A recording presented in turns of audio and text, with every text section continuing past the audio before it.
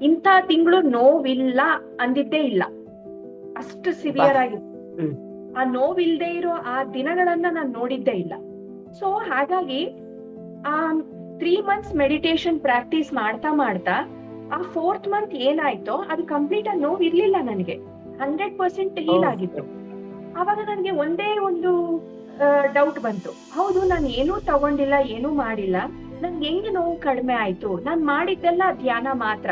2003 ಇಂದ ಇವತ್ತಿನವರೆಗೂ ಸಹ ಯಾವ್ದಕ್ಕೂ ಔಷಧಿ ತಗೊಂಡಿಲ್ಲ, ಯಾವ್ದಕ್ಕೂ ಮಾತ್ರೆ ತಗೊಂಡಿಲ್ಲ, ಡಾಕ್ಟರ್ ಹತ್ರನೇ ನಾನು ಹೋಗಿಲ್ಲ. ಒಂದು ಬ್ರಿಡ್ಜ್ ಬರುತ್ತೆ, ಆ ಬ್ರಿಡ್ಜ್ ಹತ್ರ ಪತ್ರಿ ಸರ್ ಕರೆದ್ಬಿಟ್ಟು ಹೇಳಿದ್ರು, ಭುಜದ ಮೇಲೆ ಕೈ ಹಾಕ್ಬಿಟ್ಟು, ನೋಡು ಇನ್ಮೇಲೆ ನೀನು ಎಲ್ಲಾ ಸ್ಕೂಲು ಕಾಲೇಜ್ಗೆ ಹೋಗಿ ಧ್ಯಾನ ಹೇಳ್ಕೊಡು ಸ್ಟೂಡೆಂಟ್ಸ್ಗೆ ಅಂತ.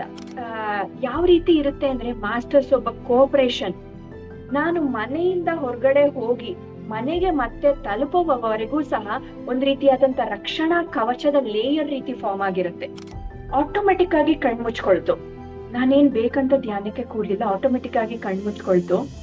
ಆವಾಗ ಪತ್ರಿ ಸರ್ ಇಂದ ಒಂದು ವಾಯ್ಸ್ ಕೇಳಿಸ್ತು, ಏನು ಅಂದ್ರೆ, ನೀವು ಯಾರ್ಯಾರು ಧ್ಯಾನದಲ್ಲಿ ಇರ್ತೀರೋ, ಐ ಮೀನ್ PSSM ವರ್ಕ್ಸ್ ಅನ್ನ ನೀವ್ ಯಾವಾಗ ಮಾಡ್ತೀರೋ, ನಿಮ್ಮ ಎಲ್ಲಾರ ಜೊತೆ ನಾನಿದ್ದೀನಿ ಅಂತ ಹೇಳಿದ್ರು. ಈ ಮಾತು ನನ್ಗೆ ಕೇಳಿಸ್ತು. ಇದೇ ರೀತಿ ಅಲ್ಲಿ ಸುಮಾರು ಜನಕ್ಕೆ ಈ ಒಂದು ಅನುಭವ ಆಗಿದೆ. ಸರ್ ಯಾವಾಗ್ಲೂ ಹೇಳ್ತಾರೆ, ನೋ ಡಾಕ್ಟರ್ ನೋ ಮೆಡಿಸಿನ್ ಅಂತ. ಹೌದು, ಖಂಡಿತ ಅದು ನಿಜ. ಯಾಕೆಂದ್ರೆ ಈಗ ಬರ್ತಾ ಇರೋ ಆ ಒಂದು ಮೆಡಿಸಿನ್ಸ್ ಅಲ್ಲಿರ್ಬೋದು, ಅಥವಾ ಪ್ರತಿಯೊಂದು ಸಹ ನಮ್ಮನ್ನ ಇನ್ನೂ ಮೆಡಿಸಿನ್ ಕಡೆಗೆ ಹೋಗೋ ರೀತಿ ಮಾಡ್ತಾನೆ ಇದೆ ಹೊರತು ಅದರಿಂದ ಆ ಒಂದು ಕಾಯಿಲೆಯಿಂದ ಹೊರಗಡೆ ಬರೋ ರೀತಿ ಮಾಡ್ತಾ ಇಲ್ಲ. ಆ ಒಂದು ಕಲಿಯುಗದ ಅಂತ್ಯದಿಂದ ನಾವು ಇನ್ನೊಂದು ಯುಗಕ್ಕೆ ಕಾಲಿಡ್ತಾ ಇದ್ದೀವಿ, ಆ ಒಂದು ಸಂಧಿ ಕಾಲ. ಸೊ ಇದು ಚಾಲೆಂಜಿಂಗ್ ಪೀರಿಯಡ್. ಪತ್ರಿ ಸರ್ ಯಾವಾಗ್ಲೂ ಹೇಳ್ತಿರ್ತಾರೆ, ಈ ಟೈಮಲ್ಲಿ ಯಾರು ಬಂದ್ರು ಸಹ ಅವರು ಅಡ್ವೆಂಚರ್, ಸಾಹಸಿಗಳು ಅಂತ.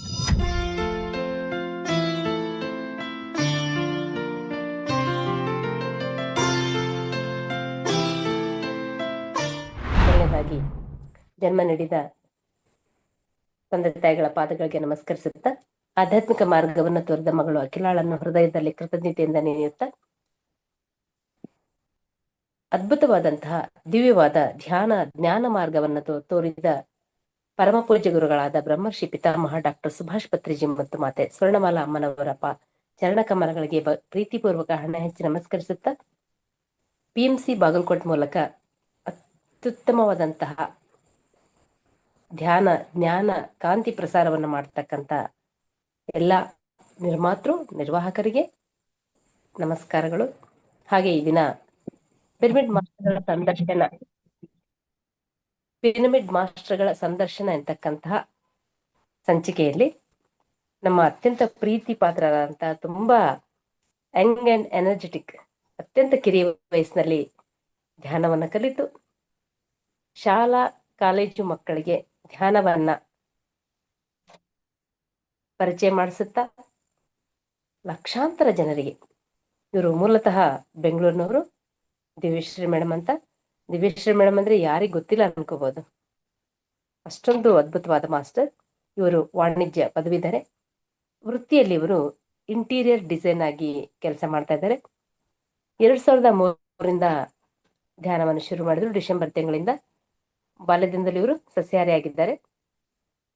ಇವ್ರಿಗೆ ಯಾಕೆ ಧ್ಯಾನಕ್ಕೆ ಬರ್ಬೇಕು ಅದು ಅಷ್ಟು ಸಣ್ಣ ವಯಸ್ಸಿನಲ್ಲಿ ಅಂದಾಗ, ಸ್ತ್ರೀ ಸಂಬಂಧಿ ಕಾಯಿಲೆಯಿಂದ, ಆ ಒಂದು ಅನಾರೋಗ್ಯದಿಂದ ಅವರು ಹೋಮಿಯೋಪತಿ, ಆಯುರ್ವೇದಿಕ್, ಅಲೋಪತಿ ಎಲ್ಲವನ್ನ ಮುಗಿಸ್ಬಿಟ್ರು. ಯಾವ ಚಿಕಿತ್ಸೆನೂ ಅವ್ರಿಗೆ ಗುಣಪಡಿಸ್ಲಿಲ್ಲ. ಆವಾಗ ಅವ್ರಿಗೆ ಆನಾಪಾನಸತಿ ಧ್ಯಾನ ಪರಿಚಯ ಆಯ್ತು. ಆ ಪರಿಚಯ ಆದ ತಕ್ಷಣವೇ ಅಂತ ಗಂಭೀರ ಸ್ಥಿತಿಯಲ್ಲಿ ಕೂಡ ಅವರು ನಿರಂತರವಾಗಿ 3 ತಿಂಗಳ ಕಾಲ ಧ್ಯಾನವನ್ನು ಮಾಡಿ, ಆನಾಪಾನಸತಿ ಧ್ಯಾನವನ್ನ ಮಾಡಿ ಸಂಪೂರ್ಣ ಗುಣಮುಖರಾಗಿ ಧ್ಯಾನವನ್ನ ಶುರು ಮಾಡಿದ್ರು. ಧ್ಯಾನ ಪ್ರಚಾರವನ್ನ, ಅವ್ರ ಧ್ಯಾನ ಪ್ರಚಾರ ಕೇಳ್ಬಿಟ್ರೆ ನಾವು ಮನೋರಮಾ ಮೇಡಮ್ ಅವ್ರದ್ದು ನೋಡಿದ್ವಿ, ಸಾವಿರ ಗಟ್ಲೆ, ಲಕ್ಷಗಟ್ಲೆ ವಿದ್ಯಾರ್ಥಿಗಳಿಗೆ ಮತ್ತು ಹಿರಿಯರಿಗೂ ಕೂಡ, ಪೊಲೀಸ್ ತರಬೇತಿ ಸ್ಥಳದಲ್ಲಿ ಕೂಡ ಅವ್ರಿಗೂ ಕೂಡ ಧ್ಯಾನವನ್ನು ಕಲಿಸ್ಕೊಟ್ರು. ಹೆಂಗಂದ್ರೆ 2012ರಿಂದ ಇಲ್ಲಿ ತನಕ ಅವರು ಬೆಂಗಳೂರಿನಲ್ಲಿನೇ, ಇಡೀ ಬೆಂಗಳೂರು ಸಿಟಿ ತುಂಬಾ 1300 ಶಾಲೆ, 500 ಕಾಲೇಜಲ್ಲಿ 3,80,000 ವಿದ್ಯಾರ್ಥಿಗಳಿಗೆ, ಇನ್ನೂ ಹೆಚ್ಚು, ಹತ್ರ 4 ಲಕ್ಷ ಅನ್ಕೊಂಡ್ಬಿಡೋಣ, ಅಷ್ಟು ಜನ ವಿದ್ಯಾರ್ಥಿಗಳಿಗೆ ಧ್ಯಾನವನ್ನ ಪರಿಚಯ ಮಾಡಿಕೊಟ್ರು. ಸೇಂಟ್ ಮೇರಿ, ಈಗ ದಿನನಿತ್ಯ ಧ್ಯಾನ ನಡೀತಕ್ಕಂಥ ಕೆಲವು ಶಾಲೆಗಳನ್ನ ಮೆನ್ಷನ್ ಮಾಡಿದ್ದಾರೆ. ಸೇಂಟ್ ಮೇರಿಸ್ ಶಾಲೆ, ಶ್ರೀ ಅರಬಿಂದೋ ವಿದ್ಯಾಮಂದಿರ, ಜೈನ್ ಕಾಲೇಜು, ರಾಷ್ಟ್ರೀಯ ವಿದ್ಯಾಲಯ, ಕೇಂದ್ರೀಯ ವಿದ್ಯಾಲಯ, ಮೌಂಟ್ ಕರ್ಮಲ್ ಕಾಲೇಜು, ಮತ್ತೆ ಅದು ಅಲ್ಲದೆ ಸರ್ಕಾರಿ ಕಾಲೇಜುಗಳು, ಸರ್ಕಾರಿ ಶಾಲಾ ಕಾಲೇಜುಗಳಲ್ಲಿ ಕೂಡ ನಿರಂತರವಾಗಿ ಮೇಡಮ್ ಅವರು ಒಂದು ಸಲ ಹೋಗಿ ಅಲ್ಲಿ ಧ್ಯಾನ ಪರಿಚಯ ಮಾಡಿ ಧ್ಯಾನದ ಅಭ್ಯಾಸವನ್ನ ಮಾಡಿಸಿದ ನಂತರ ನಿರಂತರವಾಗಿ ನಡೀತಾ ಇದೆ. ಬರೀ ಬೆಂಗಳೂರು ಅಷ್ಟೇ ಅಲ್ಲ ರೀ, ಬೆಂಗಳೂರು ಸುತ್ತಮುತ್ತ ಇರ್ತಕ್ಕಂಥ ಬಿಡದಿ, ರಾಮನಗರ, ಕುಣಿಗಲ್, ತುಮಕೂರು ಮತ್ತು ಇನ್ನು ಹೆಸರು ಹೇಳಲಿಕ್ಕೆ ಸಾಧ್ಯ ಇರಂತ ಸುತ್ತಮುತ್ತ ಎಲ್ಲಾ ಹಳ್ಳಿ ಶಾಲೆ ಕಾಲೇಜುಗಳಿಗೆ ಧ್ಯಾನ ಅಂದ ತಕ್ಷಣ ನೆನಪಾಗೋದೇ ನಮ್ಮ ದಿವ್ಯಶ್ರೀ ಮೇಡಮ್ ಅವರು. ಮತ್ತೆ ಪೊಲೀಸ್ ಪ್ರಶಿಕ್ಷಣಾರ್ಥಿಗಳು ಇರ್ತಾರಲ್ಲ, ಅಂದ್ರೆ ಪೊಲೀಸ್ ತರಬೇತಿ ಪಡಿತಕ್ಕಂತ ಪೊಲೀಸರಾಗಿ ಬರ್ತಕ್ಕಂಥವ್ರು ಕೂಡ ಧ್ಯಾನವನ್ನ ಪರಿಚಯ ಮಾಡಿಸಲಾಯಿತು. ಪತ್ರಿಜಿಯವರು ಒಂದು ಸ್ಟೇಟ್ಮೆಂಟ್ ಅನ್ನ ಕೊಟ್ಟರು ದಿವ್ಯಶ್ರೀ ಮೇಡಮ್ ಅವ್ರಿಗೆ. ಏನಂದ್ರೆ, ನಾನು ದಿವ್ಯಶ್ರೀ ಅವರನ್ನ ಎಲ್ಲಾ ವಿದ್ಯಾಸಂಸ್ಥೆಗಳಿಗೆ ಶಿಫಾರಸ್ ಮಾಡ್ತೀನಿ ಅನ್ನೋ ಒಂದು ಸ್ಟೇಟ್ಮೆಂಟ್ ಅನ್ನ ಕೊಟ್ರು.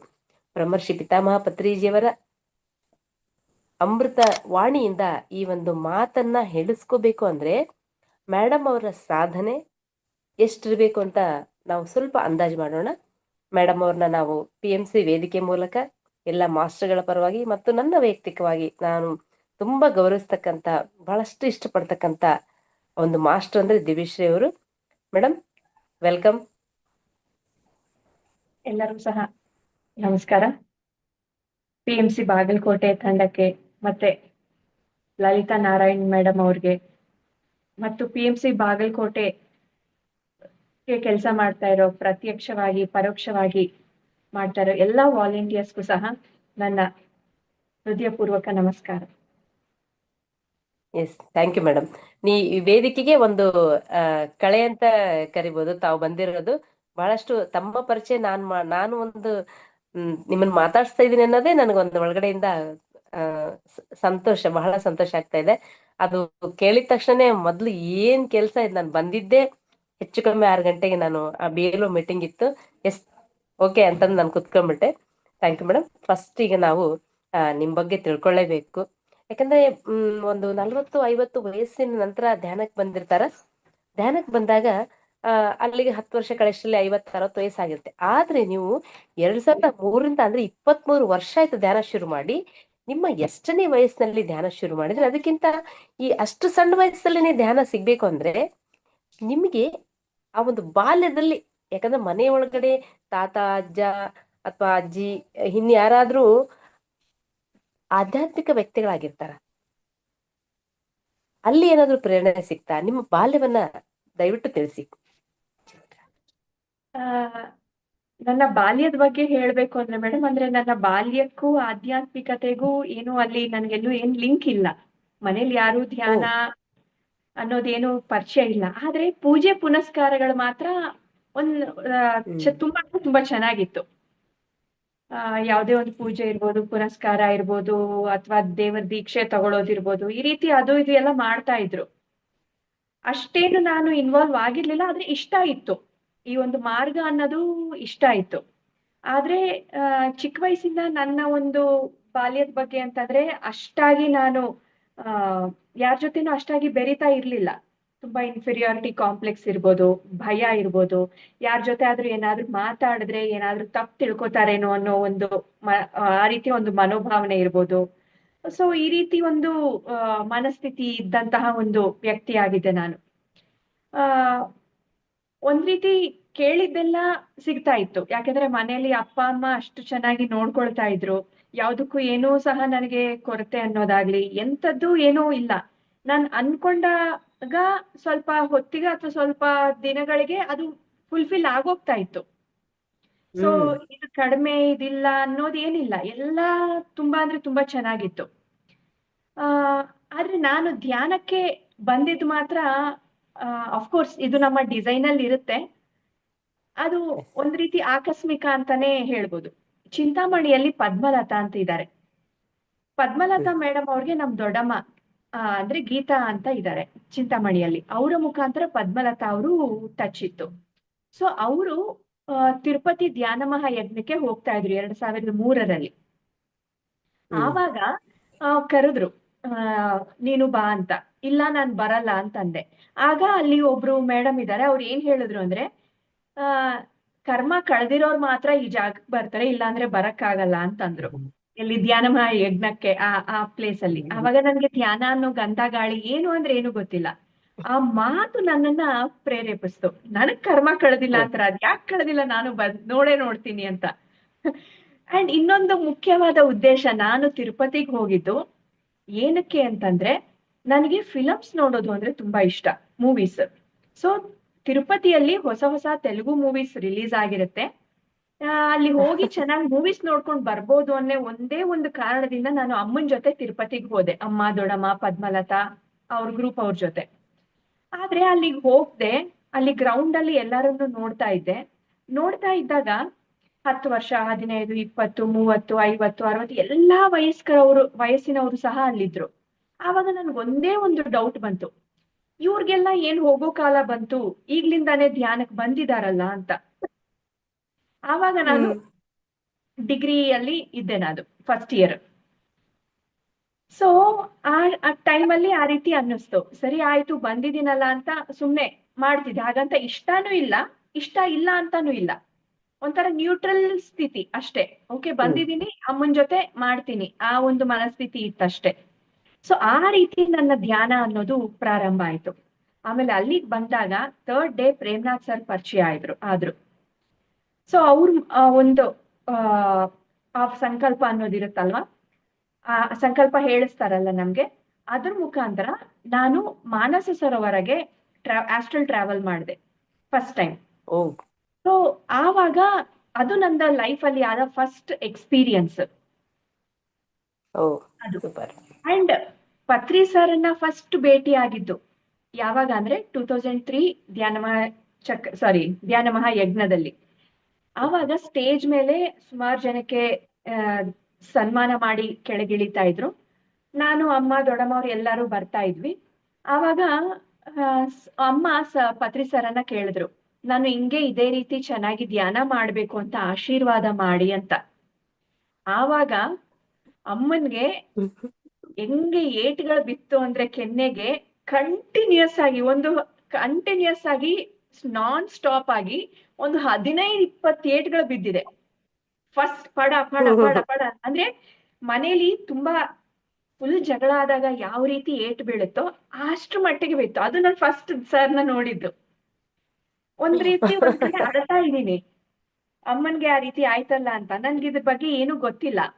ಆಮೇಲೆ ಅಲ್ಲಿಂದ ಕೆಳಗಡೆ ಯಾರು JK ಭಾರವಿ ಅವರು ಅಂಡ್ ಪ್ರೇಮ್ನಾಥ್ ಸರ್ ಅವರು, ಈ ರೀತಿ ಸುಮಾರು ಜನ ಎಲ್ಲರೂ ಬಂದು, ಸಾರ್ ಆ ರೀತಿ ಮಾಡಿದ್ದಾರೆ ಅಂದ್ರೆ ಏನೋ ಒಂದು ಅರ್ಥ ಇರುತ್ತೆ ಅಂತ ಹೇಳಿದ್ರು. ಹಾಗಂತ ನಾನೇನ್ ಸರ್ ಮೇಲೆ ಅಗೇನ್ಸ್ಟ್ ಅನ್ನೋ ಭಾವನೆ, ಅಂದ್ರೆ ವಿರುದ್ಧವಾದ ಭಾವನೆ ನನ್ಗೇನ್ ಬರ್ಲಿಲ್ಲ. ಏನಕ್ ಬರ್ಲಿಲ್ಲ ಅಂತ ಗೊತ್ತಿಲ್ಲ ನನಗೆ, ಬಟ್ ವಿರುದ್ಧವಾದ ಭಾವನೆ ಏನ್ ಬರ್ಲಿಲ್ಲ. ಅದು ನಂದು ಪತ್ರಿ ಸರ್ ಜೊತೆ ಆದಂತ ಫಸ್ಟ್ ಭೇಟಿ. Okay, yes madam, wonderful madam. ನಿಜವಾಗಿಯೂ ಆ ಸಂದರ್ಭದೊಳಗಡೆ ನಾವು ಪತ್ರಿಜಿಯವ್ರ ಭೇಟಿಯಾದಾಗ 2011, ಅದಕ್ಕಿಂತ ಮುಂಚೆ ನೋಡಿರೋರು ಹೇಳ್ತಾರ, ಪತ್ರಿಜಿಯವ್ರು ನೋಡಿದ್ರೆ ಒಂದು ದೂರ್ವಾಸ ಮುನಿಯನ್ನ ನೋಡಿದಷ್ಟೇ ಅನುಭವ ಆಗ್ತಾ ಇತ್ತು ಅಂತ. ನೀವು ಅಂತ ಸಂದರ್ಭದಲ್ಲಿ ಅವ್ರನ್ನ ಭೇಟಿ ಆಗ್ಬಿಟ್ರಿ ಅಂದ್ರೆ ನಿಮ್ಗೆ ನೋಡಿದ ತಕ್ಷಣ ಕೆಲವರು ಏನಪ್ಪ, ಒಂದು ಗುರು ಅಂದ್ರೆ ಏನ್, ಅವ್ರು ಕಿರ್ಚೋದು ಮಾತಿದ್ರೆ ಬೀಳ್ತಿತ್ತು, ಗೂಸ ಬಿದ್ದೇ ಬೀಳ್ತಿತ್ತು. ಅಂತ ಸಂದರ್ಭದಲ್ಲಿ ಭೇಟಿ ಆದ್ರಲ್ಲ, ನಿಜವಾಗಿಯೂ ನಿಮ್ಗೆ ನೋಡ್ರಿ ಏನು ಅನ್ಸಿಲ್ಲ ನಿಮ್ಗೆ ಆ ಗುರುವಿನ ಬಗ್ಗೆ? ಕೆಲವ್ರಿಗೆ ಅನ್ಸುತ್ತೆ, ಇದೇನಪ್ಪ ಗುರು ಅಂತಾರ, ಇದೇನ್ ಹಿಂಗ್ ಕಿರ್ಚಿತಾನ, ಹಿಂಗ್ ಹೊಡಿತಾನ, ಹಿಂಗ್ ಇದ್ ಮಾಡ್ತಾನಂತ. ಬಟ್ ಒಬ್ಬ ಶಿಷ್ಯ ತಯಾರಾಗೋ ತನಕ ಒಂದು ಗುರು ಪ್ರೆಸೆನ್ಸ್ ಇರೋದಿಲ್ಲ ಅನ್ನೋದಕ್ಕೆ ನೋಡ್ರಿ ನಿಮ್ಗೆ ಆ ಭಾವನೆ ಬಂತು. ನೋಡ್ರಿ, ಒಂದು ಚೇಂಜಸ್ ಆಗ್ಬೇಕಂದ್ರೆ ಒಂದು ಪಾಂಪ್ಲೆಂಟು ಇಲ್ಲ ಒಂದು ಶಬ್ದ, ನಿಮ್ಗೆ ಒಂದು ಲೈನ್, ಕರ್ಮ ಮುಕ್ತಿಲ್ಲ ಅನ್ನೋ ಲೈನ್ ನಿಮ್ಮನ್ನ ಅಲ್ಲಿಗೆ ಎಳ್ಕೊಂಡಿತ್ತು. ನಿಜವಾಗ್ಲು ಮೇಡಮ್, ವಂಡರ್ಫುಲ್ ಮೇಡಮ್. ಇವಾಗ ನೀವು ಧ್ಯಾನ ಏನೋ ಕಲ್ತ್ಕೊಂಡ್ರಿ, ಧ್ಯಾನ ಶುರು ಮಾಡಿದ್ರಿ, ನಿಮ್ಗೆ ಹೆಲ್ತ್ ಇಶ್ಯೂಸ್ ಇತ್ತಲ್ಲ, ಹೆಲ್ತ್ ಇಶ್ಯೂಸ್ ಅಷ್ಟು ಚಿಕ್ಕ ವಯಸ್ಸಲ್ಲೇ ಬರೋದು ಅಂದ್ರೆ ಏನಪ್ಪಾ, ಒಂದ್ 40-50 ವಯಸ್ಸಾಗಿದ್ ಬಿಡು ಹೆಲ್ತ್ ಇಶ್ಯೂಸ್ ಬಂದಿದೆ ಅನ್ಕೋಬಹುದು. ಈ ಹೆಲ್ತ್ ಇಶ್ಯೂಸ್ ಬರ್ಲಿಕ್ಕೆ ಏನಾದ್ರು, ಅಥವಾ ಈ ಒಂದೇನೋ ಏನಾದ್ರು ಆಯ್ತು ಅಂದ್ರೆ ಒಳ್ಳೇದಕ್ಕೆ ಆಗುತ್ತ ಅಂತ ಹೇಳ್ತಾರಲ್ಲ, ಯಾಕಂದ್ರೆ ನೀವು ಧ್ಯಾನಕ್ಕೆ ಬರ್ಬೇಕಾಗಿದ್ದಕ್ಕೆ ಅದೆಲ್ಲ ಬಂತಂತ ನಾವು ಅನ್ಕೊಂತೀವಿ. ಇಲ್ಲಂದ್ರೆ ಅಷ್ಟು ಸಣ್ಣ ವಯಸ್ಸಲ್ಲಿ, ತುಂಬಾ ಚಿಕ್ಕ ವಯಸ್ಸಲ್ಲೇ ನೀವು ಆರಾಮಾಗಿ ಓಡಾಡ್ಕೊಂಡು ಕಲ್ತ್ಕೊಂಡು ಇನ್ನೂ ಓದ್ಕೊಂಡು ಚೆನ್ನಾಗಿರ್ಬೋದಾಗಿತ್ತು. ಆ ಟೈಮಲ್ಲಿ ನಿಮ್ಗೆ ಅಷ್ಟು ಹೆಲ್ತ್ ಇಶ್ಯೂಸ್ ಆದಾಗ ನಿಮ್ಮ ಮನಸ್ಥಿತಿ ಏನಾಗಿತ್ತು? ಏನ್ ಮಾಡ್ಬೇಕು ಅಂತ ಆಕ್ಚುಲ್ ಆಗಿ ಪರಿಹಾರ ನಂದು ಗೈನಕಾಲಜಿಕಲ್ ಪ್ರಾಬ್ಲಮ್. ಅಂದ್ರೆ ಪ್ರತಿ ತಿಂಗಳು ಆ ಪೀರಿಯಡ್ಸ್ ಟೈಮಲ್ಲಿ ಸಿವಿಯರ್ ಬ್ಯಾಕ್ ಪೇನ್, ಸೊಂಟ ನೋವಿರ್ಬೋದು, ತಲೆ ಸುತ್ತಿರ್ಬೋದು, ಅಂದ್ರೆ ಸ್ಕೂಲ್ ಇರ್ಬೋದು, ಕಾಲೇಜ್ ಇರ್ಬೋದು, ಟೆಸ್ಟ್ ಇರ್ಬೋದು, ಎಕ್ಸಾಮ್ಸ್ ಇರ್ಬೋದು, ಏನೇ ಇದ್ರು ಸಹ ಆ 5 days ನಾನು ಲೀವ್ ಹಾಕ್ಬೇಕಾಗ್ತಾ ಇತ್ತು. ಅಷ್ಟು ಸಿವಿಯರ್ ಆಗಿರ್ತಾ ಇತ್ತು ಪೇನು. ಮನೆಯಲ್ಲಿ ಎಲ್ಲಾ ರೀತಿಯ ಔಷಧಿಯನ್ನ ಟ್ರೈ ಮಾಡಿದ್ರು, ಅಲೋಪತಿ, ಹೋಮಿಯೋಪತಿ, ಆಯುರ್ವೇದಿಕ್. ನಾನು ಇಂಥದ್ದು ಮಾಡಿಲ್ಲ ಅಂತ ಇಲ್ಲ, ಅಂಥದ್ದೆಲ್ಲ ಟ್ರೈ ಮಾಡಿದ್ರು. ಯಾವ್ದ್ರಿಂದನೂ ನನ್ಗೆ ಕಡಿಮೆ ಆಗ್ಲಿಲ್ಲ. ಆಯುರ್ವೇದಿಕ್ ಇಂದ 2 ವರ್ಷ ಓಕೆ, ಒಂದು ನಾರ್ಮಲ್ ಆಗಿತ್ತು ಅಷ್ಟೇ. ಆದ್ರೆ ಈ ಒಂದು ಕಾಯಿಲೆ ಗುಣ ಆಗ್ಬೇಕು ಅಂತ ನಾನು ಧ್ಯಾನ ಮಾಡಿಲ್ಲ. ಮನೆಗೆ ಬಂದ್ಮೇಲೆ ರೆಗ್ಯುಲರ್ ಆಗಿ ಪ್ರಾಕ್ಟೀಸ್ ಮಾಡ್ತಾ ಇದ್ದೆ ಅಷ್ಟೇ. ಪ್ರಾಕ್ಟೀಸ್ ಮಾಡ್ತಾ ಮಾಡ್ತಾ ಒಂದು 3 months ಆದ್ಮೇಲೆ ಆ ಪೀರಿಯಡ್ಸ್ ಟೈಮ್ ಏನಿತ್ತೋ ಆವಾಗ ನನ್ಗೆ ಆ ನೋವು ಕಾಣಿಸ್ಕೊಳ್ಳಿಲ್ಲ. ಆವಾಗ ನನ್ಗೆ ಒಂದೇ ಆಶ್ಚರ್ಯ ಆಯ್ತು, ಅರೆ ಇಷ್ಟು ವರ್ಷಗಳು, ಅಂದ್ರೆ ಹೆಚ್ಚು ಕಡಿಮೆ ಒಂದು 10, 12, 15 ವರ್ಷ ಇರ್ಬೋದು ಮೇ ಬಿ, ಇಂಥ ತಿಂಗಳು ನೋವಿಲ್ಲ ಅಂದಿದ್ದೇ ಇಲ್ಲ. ಅಷ್ಟು ಸಿವಿಯರ್ ಆಗಿತ್ತು. ಆ ನೋವಿಲ್ದೇ ಇರೋ ಆ ದಿನಗಳನ್ನ ನಾನು ನೋಡಿದ್ದೇ ಇಲ್ಲ. ಸೊ ಹಾಗಾಗಿ ಆ 3 months ಮೆಡಿಟೇಷನ್ ಪ್ರಾಕ್ಟೀಸ್ ಮಾಡ್ತಾ ಮಾಡ್ತಾ ಆ 4th month ಏನಾಯ್ತೋ ಅದು ಕಂಪ್ಲೀಟ್ ಆಗಿ ನೋವು ಇರ್ಲಿಲ್ಲ ನನಗೆ. 100% ಹೀಲ್ ಆಗಿತ್ತು. ಆವಾಗ ನನಗೆ ಒಂದೇ ಒಂದು ಡೌಟ್ ಬಂತು, ಹೌದು ನಾನು ಏನೂ ತಗೊಂಡಿಲ್ಲ, ಏನೂ ಮಾಡಿಲ್ಲ, ನನ್ಗೆ ಹೆಂಗೆ ನೋವು ಕಡಿಮೆ ಆಯ್ತು? ನಾನು ಮಾಡಿದ್ದೆಲ್ಲ ಧ್ಯಾನ ಮಾತ್ರ. ಸೊ ಆವಾಗ ನನ್ಗೆ ರಿಯಲೈಸ್ ಆಯ್ತು, ಓಕೆ ನಾನು ಧ್ಯಾನ ಮಾಡ್ತಾ ಇದ್ದೀನಿ, ಹಾಗಾಗಿ ನನ್ನಲ್ಲಿರೋ ಆ ಒಂದು ಸ್ತ್ರೀ ಸಂಬಂಧಿ ಆರೋಗ್ಯದ ಸಮಸ್ಯೆ ಏನಿದೆಯೋ ಅದು ಕಂಪ್ಲೀಟ್ ಆಗಿ ಗುಣ ಆಯ್ತು ಅಂತ. ಸೊ ಆವಾಗ ಇನ್ನು ನಾನು ಹೆಚ್ಚು ಹೆಚ್ಚು ಮಾಡೋದಕ್ಕೆ ನಾನು ಸ್ಟಾರ್ಟ್ ಮಾಡ್ತಾ ಇದ್ದೆ. ಚಿಕ್ಕ ವಯಸ್ಸಿಂದ ಹೇಗೆ ಅಂದ್ರೆ ಮೇಡಮ್, ಪ್ರತಿಯೊಂದಕ್ಕೂ ಔಷಧಿ, ಪ್ರತಿಯೊಂದಕ್ಕೂ ಮಾತ್ರೆ. ಏನಾದ್ರೂ ಸ್ವಲ್ಪ ಆಯ್ತು ಅಂದ್ರೆ ನಮ್ಮ ಫ್ಯಾಮಿಲಿ ಡಾಕ್ಟರ್ ಯಾವ ರೀತಿ ಅಂದ್ರೆ ಹೈ ಡೋಸೇಜ್ ಕೊಡ್ತಾ ಇದ್ರು. ನಾವು ಚಿಕ್ಕ ಜ್ವರಕ್ಕೆ ಡೋಲೋ 650 ತಗೊಳ್ತಾ ಇದ್ವಿ. ಅಷ್ಟು ಹೈ ಡೋಸೇಜ್ ಆವಾಗ್ಲೇ, ಹೌದು, ಚಿಕ್ಕ ವಯಸ್ಸಿನಲ್ಲೇ. ಸೊ ಅಷ್ಟು ಅಭ್ಯಾಸ ಮಾಡ್ಬಿಟ್ಟಿದ್ರು ಈ ಫಿಸಿಕಲ್ ಬಾಡಿಗೆ. ಬಟ್ ಒನ್ಸ್ ಮೆಡಿಟೇಷನ್ ಪ್ರಾರಂಭ ಮಾಡಿದ್ಮೇಲೆ 2003 ಇಂದ ಇವತ್ತಿನವರೆಗೂ ಸಹ ಯಾವುದಕ್ಕೂ ಔಷಧಿ ತಗೊಂಡಿಲ್ಲ, ಯಾವುದಕ್ಕೂ ಮಾತ್ರೆ ತಗೊಂಡಿಲ್ಲ, ಡಾಕ್ಟರ್ ಹತ್ರನೇ ನಾನು ಹೋಗಿಲ್ಲ. ಹಾಗಂತ ಜ್ವರ, ಕೆಮ್ಮು, ನೆಗಡಿ ಬರಲ್ವಾ ಅಂತ ಇಲ್ಲ, ಖಂಡಿತ ಬರುತ್ತೆ. ಆದ್ರೆ ಸ್ವಲ್ಪ ರೆಸ್ಟ್ ತಗೊಂಡು ಸ್ವಲ್ಪ ಹಂಗೆ ಸುಧಾರಿಸ್ಕೊಂಡ್ರೆ ಅದು ಕಂಪ್ಲೀಟ್ ಆಗಿ ಕಡಿಮೆ ಆಗ್ತಾ ಇದೆಯೇ ಹೊರತು ಯಾವುದೇ ಔಷಧಿ ಮಾತ್ರೆ ಇಲ್ಲದೆ ನನ್ನ ಆರೋಗ್ಯವನ್ನ ಮತ್ತು ನನ್ನ ಇಮ್ಯುನಿಟಿ ಸಿಸ್ಟಮ್ ಅನ್ನ ತುಂಬಾ ಚೆನ್ನಾಗಿ ನಾನು ನೋಡ್ಕೊಳ್ಳೋದಕ್ಕೆ ಸಾಧ್ಯ ಆಗಿದೆ. ಅದಕ್ಕೆ ಧ್ಯಾನ ಮಾತ್ರ ಖಂಡಿತ. ಎಸ್, ಅದಕ್ಕೆ ಪತ್ರಿಜಿಯವ್ರು ಹೇಳಿದಂಗೆ no doctor, no medicine, only meditation. ನೀವು ಅದನ್ನ ಪ್ರಾಕ್ಟೀಸ್ ಮಾಡಿ. ಅಂದ್ರೆ ಕೆಲವರೆಲ್ಲ ಅನಾರೋಗ್ಯದಿಂದ ಏನೋ ಸಮಸ್ಯೆಯಿಂದ ಬರ್ತಾರ, ಬಟ್ ನೀವು ಅಲ್ಲಿ ಧ್ಯಾನ ಕಲ್ತ್ಕೊಂಡ್ ಬಂದ್ರಿ, ಧ್ಯಾನ ಸ್ಟಾರ್ಟ್ ಮಾಡ್ಬಿಟ್ರಿ. ಅಂದ್ರೆ ಬಹಳ ಸೀರಿಯಸ್ ಆಗಿ ಧ್ಯಾನ ಶುರು ಮಾಡಿದ್ರಿ ನೀವು ಅಲ್ಲಿ ಕಲ್ತ ಆದ್ಮೇಲೆ. ಆದ್ರೆ ಸ್ಟೂಡೆಂಟ್ ಲೈಫ್ ಅಲ್ಲಿ ನೋಡ್ರಿ, ನೀವು ಆ ಒಂದು ಡಿಗ್ರಿ ಓದ್ತಾ ಇದ್ರಿ ಫಸ್ಟ್ ಇಯರ್, ಆ ಟೈಮಲ್ಲೆಲ್ಲ ಧ್ಯಾನ ಗೀನ ಅಂದ್ರೆ ಮನೆಯೊಳಗೂ ಕೂಡ, ಯಾಕಂದ್ರೆ ಇಲ್ಲಿ ಮೇಜರ್ ಅಮ್ಮ ಧ್ಯಾನ ಮಾಡ್ತಾ ಇದ್ರು. ಒಂದ್ ವೇಳೆ ಅಮ್ಮ ಧ್ಯಾನ ಮಾಡ್ತಿರ್ಲಿಲ್ಲ ಅಂದ್ರೆ, ನಾರ್ಮಲ್ ಆಗಿ ಹೇಳ್ಬೇಕಂದ್ರೆ, ಮಗಳು ಕಣ್ ಮುಚ್ಕೊಂಡ್ ಕೂಡಾಕತ್ತಾಳ, ಮಗ ಕಣ್ ಮುಚ್ಕೊಂಡ್ ಕೂಡ್ತಾನಂದ್ರೆ ಅವ್ರಿಗೆ ಭಯ ಶುರು ಆಗುತ್ತೆ. ಎಲ್ಲಿ ನನ್ ಮಗಳು ಸನ್ಯಾಸಿ ಆಗೋಗ್ಬಿಡ್ತಾಳೋ, ಮಠ ಸೇರ್ಕೊಂಡ್ಬಿಡ್ತಾಳ ಅನ್ನೋ ಭಯ ಇರುತ್ತೆ. ನಿಜವಾಗಿಯೂ ಅಮ್ಮ ಅನ್ನೋದು ಅಲ್ಲಿ ಒಂದು ನಿಮ್ಗೆ ಯೂಟರ್ನ್ ಅಂತಾನೆ ಕರಿಬಹುದು ಮೇಡಮ್. ಇಲ್ಲ ಕಲ್ತ್ ಬಂದು ಧ್ಯಾನ ಕಲ್ತ್ ಮಾಡ್ಬೇಕಾದ್ರೆ, ಅದೇನ್ ಕಣ್ ಮುಚ್ಕೊಂಡ್ ಕುಂತಿ ಅಮ್ಮ, ಎದ್ದಳು ಅಲ್ಲಿಂದ ಅಂತ ಎಬ್ಬಿಸ್ಬಿಡ್ತಾರೆ. ಅದಕ್ಕೆ ನೀವು ಅಮ್ಮನಿಗೆ ತುಂಬಾ ಥ್ಯಾಂಕ್ಸ್ ಹೇಳ್ಬೇಕು ಈ ವಿಚಾರದೊಳಗಡೆ. Super madam. ಮೇಡಮ್, ನಮ್ಮ ತಾಯಿ ನಂಗೆ ಈ ಒಂದು ಸ್ಪಿರಿಚುವಲ್ ಲೈಫ್ಗೆ ಎಂಟರ್ ಆಗೋದಕ್ಕೆ ತುಂಬಾ ಅಂದ್ರೆ ತುಂಬಾ ಪ್ರೋತ್ಸಾಹ ಕೊಟ್ರು. ಅಂದ್ರೆ ನಮ್ಮ PSSM ಅಲ್ಲಿರೋ ಇನ್ನೊಂದು ಅತಿ ಮುಖ್ಯವಾದಂತ ವಿಶೇಷತೆ ಏನು ಅಂದ್ರೆ, ನಾವು ಮೆಡಿಟೇಷನ್ಗೆ ಬಂದ್ಮೇಲೆ, ಅಂದ್ರೆ ಸಂಸಾರದಲ್ಲೇ ನಿರ್ವಾಣ ಅನ್ನೋ ಪದ ಇದೆ. ಲೈಫ್ ಅನ್ನ ತುಂಬಾ ಚೆನ್ನಾಗಿ ಎಂಜಾಯ್ ಮಾಡ್ತಾನೆ ನಾವು ಧ್ಯಾನವನ್ನ ಅಭ್ಯಾಸ ಮಾಡ್ಬೋದು ಅಂತ. ಸೊ ಹಾಗಾಗಿ ಮನೇಲಿ ಯಾರಿಗೂ ಏನು ಭಯ ಅನ್ನೋದು ಆಗ್ಲಿಲ್ಲ. ಯಾಕೆಂದ್ರೆ ಫ್ಯಾಮಿಲಿ ಲೈಫ್ ಅಲ್ಲಿ ಇದ್ಕೊಂಡೇ ಧ್ಯಾನ ಮಾಡ್ಬೋದು ಅನ್ನೋದಿದೆ. ಪತಿ ಸರ್ ಮದ್ವೆ ಆಗಿದೆ, ಮಕ್ಕಳಿದ್ದಾರೆ. PSSM ಅಲ್ಲಿ ಎಲ್ಲಾರ್ಗೂ ಅವ್ರದೇ ಆದಂತಹ ಒಂದು ವೈಯಕ್ತಿಕ ಸಾಂಸಾರಿಕ ಜೀವನ ಅನ್ನೋದು ಇದೆ. ಸೊ ಹಾಗಾಗಿ ಅವ್ರಿಗೆ ಯಾವುದೇ ರೀತಿ ಭಯ ಏನಾಗ್ಲಿಲ್ಲ. ಆದ್ರೆ ಅವರು ನನ್ಗೆ ಒಳ್ಳೆ ಸಪೋರ್ಟ್ ಅಂತೂ ಖಂಡಿತ ಮಾಡಿದ್ರು. ಈ ಒಂದು ಸಮಯದಲ್ಲಿ ನಾನು ನಮ್ಮ ತಾಯಿಗೆ, ನನ್ನ ತಂದೆಗೆ, ನನ್ನ ತಮ್ಮನಿಗೆ ಅಂಡ್ ನನಗೆ ಸಹಾಯ ಸಹಕಾರ ನೀಡಿದ ಎಲ್ಲಾ ಫ್ಯಾಮಿಲಿ ಮೆಂಬರ್ಸ್ಗೂ ಸಹ ನಾನು ಹೃದಯ ಪೂರ್ವಕ ಧನ್ಯವಾದಗಳನ್ನ ಹೇಳ್ತಾ ಇದ್ದೀನಿ. ಯಾಕೆಂದ್ರೆ ಬೆಳೆಯುವ ಎಸ್ ಸಿರಿ ಮೊಳಕೆಯಲ್ಲೇ ಅಂತ ಹೇಳ್ತಾರಲ್ಲ. ಸೊ ಸ್ಟಾರ್ಟಿಂಗ್ ಅಲ್ಲೇ ಚಿವುಟ್ಬಿಟ್ರೆ ನಾವ್ ಇಷ್ಟು ಬೆಳೆಯೋದಕ್ ಸಾಧ್ಯ ಇಲ್ಲ. ಸೊ ಹಾಗಾಗಿ ಫ್ಯಾಮಿಲಿ ಮೆಂಬರ್ಸ್ ಸಪೋರ್ಟ್ ಇದ್ರೆ ನಾವು ಖಂಡಿತ ಎಷ್ಟ್ರ ಮಟ್ಟಿಗಾದ್ರೂ ಬೆಳಿಬಹುದು ಖಂಡಿತ. ಎಸ್ ಎಸ್ ಮೇಡಮ್, ಹೌದು, ನಿಜ, ಖಂಡಿತವಾಗಿಯೂ ಅದು ಬೇಕೇ ಬೇಕು. ಇಲ್ಲಾಂದ್ರೆ ಬಹಳಷ್ಟು ಕಷ್ಟ ಆಗುತ್ತೆ, ಬಚ್ಚಿಕೊಂಡು ಧ್ಯಾನ ಮಾಡೋಕ್ಕಾಗಂಗಿಲ್ಲ.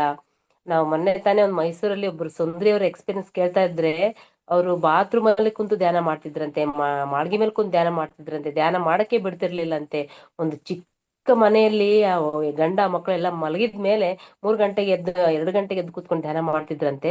ಇಲ್ಲಿ ಫ್ಯಾಮಿಲಿ ಮೆಂಬರ್ಸ್ದು ನಾವು ಎಷ್ಟು ಡೆವಲಪ್ ಆಗ್ತೀವಿ ಅನ್ನೋದಕ್ಕೆ ಫ್ಯಾಮಿಲಿ ಮೆಂಬರ್ಸ್ ಮಾತ್ರ 100% ಅವ್ರ ಸಪೋರ್ಟ್ ಇದ್ರೆ ಇಷ್ಟ ಆಗುತ್ತೆ ಮೇಡಮ್. ಇಲ್ಲಾಂದ್ರೆ ಒಂದು ನಮ್ಮ ಪ್ರಗತಿಯಲ್ಲಿ ಅಂದ್ರೆ ಕುಂಠಿತ ಆಗುತ್ತೆ, ಇಷ್ಟು ಎಕ್ಸ್ಪ್ಯಾಂಡ್ ಆಗ್ಲಿಕ್ಕೆ ಆಗೋದಿಲ್ಲ. Thank you madam. ಹಾಗೆ ನೀವು ಧ್ಯಾನ ಕಲ್ತ ಮೇಲೆ ವಿಶೇಷವಾಗಿ, ನಾನಂತೂ ಇತ್ತೀಚೆಗೆ ನನಗೆ ಯಾರಾದ್ರೂ ಫೋನ್ ಮಾಡಿದ್ರೆ, ಮೇಡಮ್ ನಾವು ಶಾಲೆಗೆ ಕಾಲೇಜ್ ಮಕ್ಕಳಿಗೆ ಧ್ಯಾನ ಹೇಳಕ್ ಹೋಗ್ತಾ ಇದೀವಿ, ನಮ್ಗೇನ್ ಹೇಳ್ಬೇಕು ಅಂತೆ, ನಾನು ಇಮ್ಮಿಡಿಯೇಟ್ ಆಗಿ ನಿಮ್ಮ ಒಂದು ದಿವ್ಯಶ್ರೀ ಮೇಡಮ್ ಸ್ಪೀಚ್ ಅಂತ ಟೈಪ್ ಮಾಡಿದ ತಕ್ಷಣ ಬಂದ್ಬಿಡ್ತೀನಿ, ಶಾಲೆ ಕಾಲೇಜಿಗೆ ಟೀಚ್ ಮಾಡಿರೋ ಆ ಲಿಂಕ್ ಅನ್ನ ಕಳಿಸ್ಬಿಡ್ತೀನಿ. ಮೊನ್ನೆ ಒಬ್ರು ಕೇಳಿದ್ರು, ಆ ಒಂದು ಶ್ವಾಸ ವಿಜ್ಞಾನ ಜ್ಯೋತಿ ಪುಸ್ತಕ ಫೋಟೋ ತೆಗೆದು ಹಾಕ್ಬೇಕಂತೆ. ಬಟ್ ನಮ್ ಸ್ಕೂಲ್ ಹೆಂಗಂದ್ರೆ ನಾವು 9:45 ಅಲ್ಲಿ ಸ್ಕೂಲ್ನಾಗ ಇರ್ಬೇಕು, ಮರ್ತೋಗ್ಬಿಟ್ಟೆ ನಾನು. ಇಮ್ಮಿಡಿಯೇಟ್ ಏನು ಮಾಡಕ್ಕಾಗಲ್ಲ, ವಾಪಸ್ ಮನೆಗೆ ಬರಕ್ಕಾಗಲ್ಲ, ಇಮ್ಮಿಡಿಯೇಟ್ ಆಗಿ ಟೈಪ್ ಮಾಡಿ ಹಾಕ್ಬಿಟ್ಟೆ. ನಾನು ಬಹಳಷ್ಟು ಜನರಿಗೆ ಆತರ ಕಳಿಸ್ತಾ ಇರ್ತೀನಿ. ನೀವು ಧ್ಯಾನ ಕಲ್ತಾದ್ಮೇಲೆ ಒಂದು ಒಳ್ಳೆ ಪಾತಿಗೆ ಬಂದ್ಬಿಟ್ರಿ, ಆದ್ರೆ ಧ್ಯಾನ ಪ್ರಚಾರ ಮಾಡ್ಬೇಕು ಅಂತ ನಿಮ್ಗೆ ಯಾಕೆ ಅನಿಸ್ತು? ಆ ಇದ್ರ ಬಗ್ಗೆ ಹೇಳ್ಬೇಕು ಅಂದ್ರೆ ಮೇಡಮ್, ನಾನು ಧ್ಯಾನಕ್ಕೆ ಯಾವಾಗ ಕಾಲಿಟ್ಟ ಕೆಲವು ದಿನಗಳಲ್ಲೇ ನಾನು PSSM ಅಲ್ಲೇ ಇರ್ಬೇಕು, ಪತ್ರಿ ಸರ್ ಸಾಂಗತ್ಯದಲ್ಲೇ ಇರ್ಬೇಕು ಅನ್ನೋ ಒಂದು ಅತಿಯಾದಂತಹ ಒಂದು ಹುಚ್ಚು ಹಂಬಲ ಅಂತ ಹೇಳ್ಬೋದು. ನಾನ್ ಇದೇ ಲೈನಲ್ಲಿ ಹ್ಮ್ ಇರ್ಬೇಕು. ಅವಾಗ ಏನ್ ಮಾಡ್ಬೇಕು ಏನು ಅಂತ ನನ್ಗೆ ಏನು ಗೊತ್ತಿಲ್ಲ.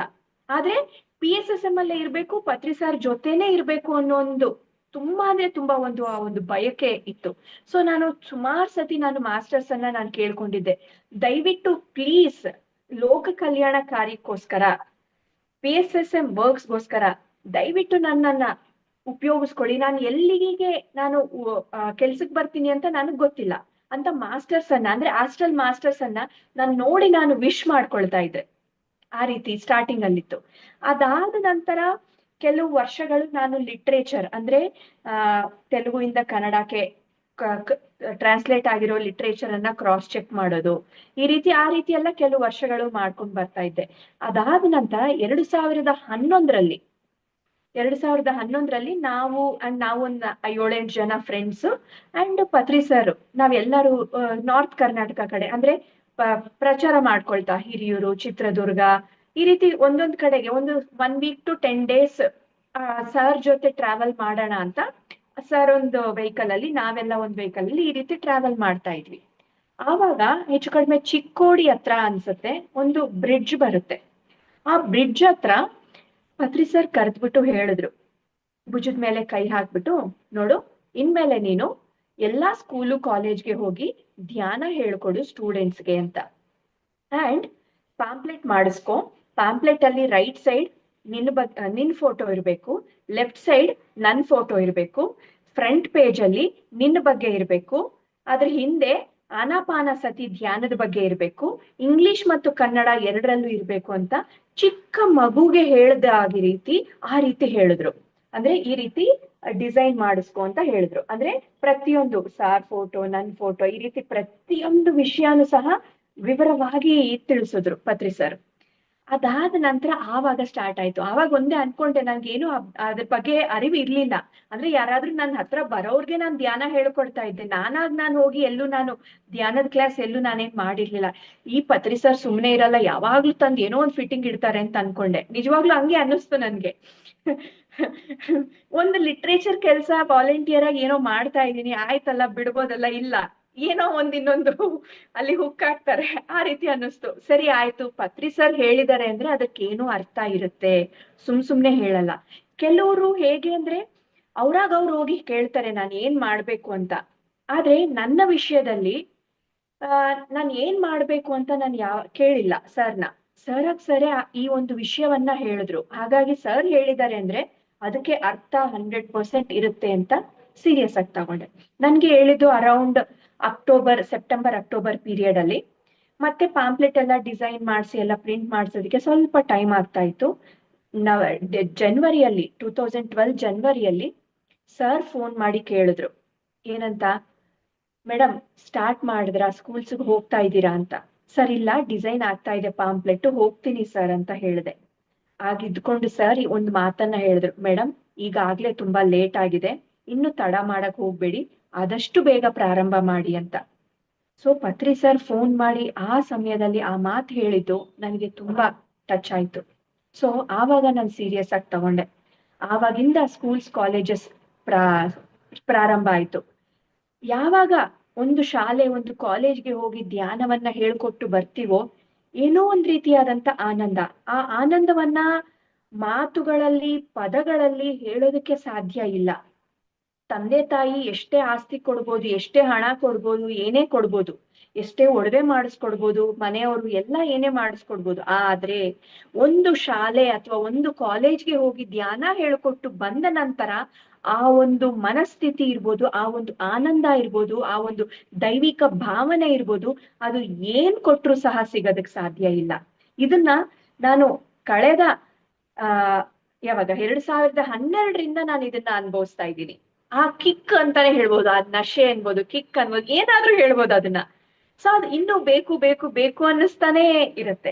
ಅಂಡ್ ಅದೇ ರೀತಿ ಈ ಒಂದು ಶಾಲಾ ಕಾಲೇಜ್ಗಳು ಅನ್ನೋ ವಿಷಯ ಬಂದಾಗ ಯಾವ ರೀತಿ ಇರುತ್ತೆ ಅಂದ್ರೆ, ಮಾಸ್ಟರ್ಸ್ ಒಬ್ಬ ಕೋಆಪರೇಷನ್. ನಾನು ಮನೆಯಿಂದ ಹೊರಗಡೆ ಹೋಗಿ ಮನೆಗೆ ಮತ್ತೆ ತಲುಪುವವರೆಗೂ ಸಹ ಒಂದ್ ರೀತಿಯಾದಂತ ರಕ್ಷಣಾ ಕವಚದ ಲೇಯರ್ ರೀತಿ ಫಾರ್ಮ್ ಆಗಿರುತ್ತೆ. ಅದು ಅವರ ಜವಾಬ್ದಾರಿ ಅನ್ನೋ ರೀತಿ ಅಂದ್ಕೊಳ್ತಾರೆ. ಎಷ್ಟೋ ಊರುಗಳಿಗೆ ಹೋಗ್ಬೇಕಾಗುತ್ತೆ, ಎಷ್ಟೋ ಕಡೆ ಹೋಗ್ಬೇಕಾಗುತ್ತೆ, ಹೊಸ ಜನರು, ಹೊಸ ಪರಿಚಯ.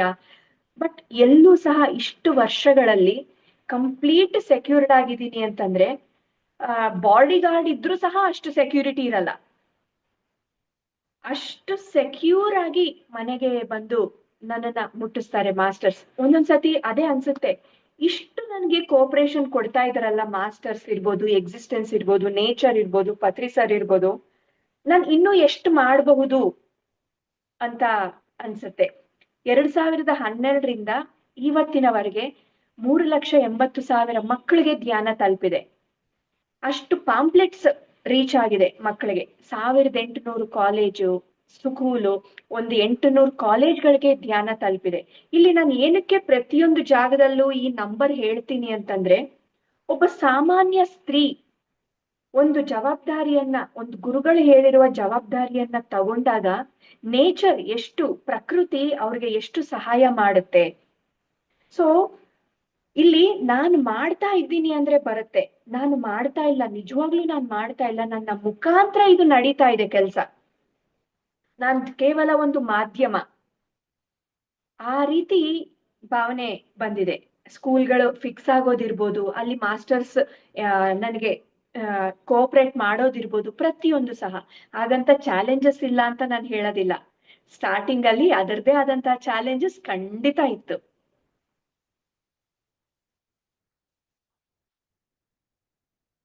ಓಕೆ ಮೇಡಮ್, ಬಹಳಷ್ಟು ಅದ್ಭುತ. ನಮ್ಮ ಉತ್ತರ ಕರ್ನಾಟಕದ ಕಡೆಗೆ ಒಂದು ಮಾತಿದೆ ರೀ, ಬಾಲಕ್ಕೆ ಬೆಂಕಿ ಹಚ್ಚಿ ಕೈ ಬಿಡೋದು ಅಂತ. ಪತ್ರಿ ಸರ್ ಹೇಳಿದ್ರಲ್ಲ ನೀವು ಹುಕ್ ಹಾಕ್ತಾರಂತ, ಅದೇ ರೀತಿ ಪತ್ರಿಸಿಯವರು ಹೇಳಿದ್ದಾರಂದ್ರೆ ಆ ಪರಮ ಪೂಜ್ಯ ಗುರುವಿನ ಆಜ್ಞೆ ಆಗಿದೆ ಅಂದ್ರೆ ಅದೊಂದು ಶಾಸನ. ಅವ್ರು ಹೇಳಿದ್ದಾರೆ ಅಂದ್ರೆ ಅದಕ್ಕೆ ಹಿಂದೆ ಬಹಳ ದೊಡ್ಡ ಕಾರಣ. ಐಸ್ ಗಡ್ಡಿ ಮೇಲೆ ಕಾಣ್ತಿರ್ತ, ಸಮುದ್ರದೊಳಗಡೆ ಎಷ್ಟು ದೊಡ್ಡದಾಗಿರುತ್ತಲ್ಲ, ವಿಸ್ತಾರವಾಗಿರುತ್ತಲ್ಲ, ಒಂದು ಮಾತು ಹೇಳಿದ್ದಾರೆ ಅಂದ್ರೆ ಅಷ್ಟೇ ಸತ್ಯವಾಗಿರುತ್ತೆ ಮೇಡಮ್. ನಿಜವಾಗಿಯೂ ಆ ಒಂದು ಧ್ಯಾನ ಪ್ರಚಾರ, ಅದು ವಿಶೇಷವಾಗಿ ಮಕ್ಕಳಿಗೆ ನೀವು ಶುರು ಮಾಡಿದ್ರಲ್ಲ ಮೇಡಮ್, ಅಲ್ಲಿ ಹೋದಾಗ ನಿಮ್ಗೇನಾದ್ರೂ ಹೇಳಿದ್ರಿ ಚಾಲೆಂಜಸ್ ಇತ್ತು ಅಂತ. ಯಾಕಂದ್ರೆ ಇದನ್ನ ಯಾಕೆ ಈ ಪ್ರಶ್ನೆ ಯಾಕೆ ಕೇಳ್ತೀನಿ ಅಂದ್ರೆ, ಹೊಸಬ್ರೆಲ್ಲ ಧ್ಯಾನ ಪ್ರಚಾರಕ್ಕೆ ಹೋಗ್ತಾ ಇರ್ತಾರ, ಅವ್ರಿಗೇನೋ ಅಲ್ಲಿ ಒಂದ್ ಸಣ್ಣ ಅವಮಾನ ಆಗಿರ್ಬೋದು, ಅಥವಾ ಸಣ್ಣ ಏನೋ ಚಾಲೆಂಜ್ ಅಂತ ಹೇಳಿದ್ರಲ್ಲ, ಆ ರೀತಿ ಏನಾದ್ರೂ ಘಟನೆ ನಿಮಗೂ ಆಯ್ತಾ? ಅದರಿಂದ ನಿಮ್ಮ ಸಂದೇಶ ಏನು ನಮ್ಮ ಮಾಸ್ಟರ್ಸ್ಗೆ? ಮೇಡಮ್, ಚಾಲೆಂಜಸ್ ಅನ್ನೋದು ಪ್ರತಿ ಕಡೆ ಪ್ರತಿಯೊಂದು ಕೆಲಸದಲ್ಲೂ ಇದ್ದೇ ಇರುತ್ತೆ. ಅದು ಇಲ್ಲದೆ ಅಂತೂ ಖಂಡಿತ ಇಲ್ಲ. ಏನಕ್ಕೆ ಅಂತಂದ್ರೆ, ನಾನು ನನ್ನ ವೈಯಕ್ತಿಕವಾದಂತ ಅನುಭವ ಹೇಳ್ಬೇಕು ಅಂದ್ರೆ, ಈಗ ಎಲ್ಲಾ ಸರಾಗವಾಗಿ ಆಗ್ತಾ ಇದೆ. ಆದ್ರೆ ನಾನು ಧ್ಯಾನ ಪ್ರಚಾರ ಪ್ರಾರಂಭ ಮಾಡಿದ ಹೊಸದ್ರಲ್ಲಿ ಕೆಲವು ಕಡೆ ಒಂದೊಂದು ಸ್ಕೂಲ್ಗೆ ಒಂದೊಂದು ಕಾಲೇಜ್ಗೆ ಹೋದಾಗ ಲಿಟ್ರಲಿ 4 ರಿಂದ 5 ಗಂಟೆ ಟೈಮ್ ಹೊರಗಡೆ ಪ್ರಿನ್ಸಿಪಲ್ ಚೇಂಬರ್ ಹೊರಗಡೆ ಕಾಯ್ತಾ ಇದ್ದೆ. ಅವರು ನನಗೆ ಓ, ಪರ್ಮಿಷನ್ ಅಲ್ಲಿ ಮಾತಾಡೋದಕ್ಕೆ, ಕ್ಲಾಸ್ ಮಾಡೋದಕ್ಕಲ್ಲ, ಅವರಿಂದ ನಾನು ಮಾತಾಡೋದಕ್ಕೆ. ಓ, ಸಿಗ್ನೇಚರ್ ತಗೊಳ್ಳೋದಕ್ಕೆ. ಅಂದ್ರೆ ನನಗೆ ಈ ರೀತಿ ನಾವು ಹೇಳ್ಕೊಡ್ತೀವಿ, ನಿಮ್ ಸ್ಕೂಲ್ಗೆ ಬಂದು ಕಾಲೇಜ್ಗೆ ಬಂದು ಹೇಳ್ಕೊಡ್ತೀವಿ ಅನ್ನೋ ಒಂದು ಪರ್ಮಿಷನ್ ಕೇಳೋದಕ್ಕೆ ನಾನು ಅಷ್ಟು ವೆಯ್ಟ್ ಮಾಡ್ತಾ ಇದ್ದೆ. ಆ ರೀತಿ ಟೆಸ್ಟಿಂಗ್ ಅನ್ಬೋದು, ಪರೀಕ್ಷೆ ಅನ್ಬೋದು, ಅಥವಾ ನಮ್ಮ ಪೇಷನ್ಸ್ಗೆ ಟೆಸ್ಟಿಂಗ್ ಅನ್ಬೋದು. ಸೊ ಈ ರೀತಿ ಸಾಕಷ್ಟು ಅನುಭವಗಳು ಆಗಿದೆ. ಆಮೇಲೆ ಇಲ್ಲ, ಛಲ ಬಿಡದೆ ಮಾಡ್ಲೇಬೇಕು ಅನ್ನೋ ಒಂದು ಹಠ ಇರುತ್ತಲ್ವಾ. ಪತ್ರಿ ಸರ್ ಹೇಳ್ತಾರೆ, ಏನು, ಪಟ್ಟು ಪಟ್ಟರಾದು ಪಟ್ಟು ಬಿಡುವಗರಾದು. ಸೊ ನೀನು ಯಾವಾಗ ಹಿಡ್ಕೋತೀಯೋ ಅದನ್ನ ಗಟ್ಟಿಯಾಗಿ ಹಿಡ್ಕೋಬೇಕು. ಅದ್ರ ಬದಲು ನಿನ್ನ ಪ್ರಾಣ ಹೋದ್ರೂ ಚಿಂತೆ ಇಲ್ಲ, ನೀನ್ ಅದನ್ನ ಮಾಡ್ಲೇಬೇಕು ಅನ್ನೋ ಹ್ಮ್. ಒಂದು ಆತ್ಮವಿಶ್ವಾಸ, ಆತ್ಮಬಲ, ಆತ್ಮಸ್ಥೈರ್ಯ, ಅದು ಇನ್ನೂ ನಮ್ಮನ್ನ ಜಾಸ್ತಿ ಮಾಡ್ಸುತ್ತೆ. ಸಾರು ಇನ್ನೊಂದ್ ಮಾತು ಹೇಳ್ತಿರ್ತಾರೆ, ನಾವು ಅಕ್ಕಿಯನ್ನ ಆಯ್ಬೇಕಾದ್ರೆ ಆ ಟೊಳ್ಳು ಏನಿರುತ್ತೋ ಗಾಳಿಗೆ ಹೊರಟೋಗುತ್ತೆ, ಗಟ್ಟಿ ಕಾಳು ಮಾತ್ರ ನಾವ್ ಅದನ್ನ ಆಯ್ಕೊಂಡು ಊಟಕ್ಕೆ, ಪ್ರಸಾದಕ್ಕೆ ಉಪಯೋಗಿಸ್ತೀವಿ ಅಂತ. ಹಾಗೆ ನಾವು ಟೊಳ್ಳು ಕಾಳುಗಳಾಗ್ಬಾರ್ದು, ಚಾಲೆಂಜಸ್ ಬರ್ತಾ ಇದೆ ಅಂತ ನಾವು ದೂರ ಹೋಗ್ಬಾರ್ದು, ಗಟ್ಟಿ ಕಾಳಾಗಿ ನಾವು ನಿಲ್ಬೇಕು. ನಿನಗೆ ಗೊತ್ತಿರುವ ಸತ್ಯವನ್ನ ನೀನು ಖಂಡಿತ ತಿಳಿಸ್ಬೇಕು. ಧ್ಯಾನಂ ರಕ್ಷತಿ ರಕ್ಷಿತಃ. ನೀನು ಯಾವ ಧ್ಯಾನವನ್ನ ನೀನು ಕಾಪಾಡ್ತೀಯೋ ಅದೇ ಧ್ಯಾನ ನಿನ್ನನ್ನು ಕಾಪಾಡುತ್ತೆ. ವಾಹ್. ಹಾಗಾಗಿ ಪ್ರತಿಯೊಬ್ರು ಸಹ ಚಾಲೆಂಜಸ್ ಖಂಡಿತ ಬರುತ್ತೆ. ಅದೇ ಚಾಲೆಂಜಸ್ ಅನ್ನ ನಾವು ಮೆಟ್ಟಿ ನಿಂತಾಗ ನಾವು ಹೇಗೆ ಆ ಒಂದು ದಾರಿದೀಪ ಆಗುತ್ತೆ. ರೆಡ್ ಕಾರ್ಪೆಟ್ ವೆಲ್ಕಮ್ ಈ ನಡುವೆ ಕೆಲವು ವರ್ಷಗಳಿಂದ ಸಹ. ಹ್ಮ್.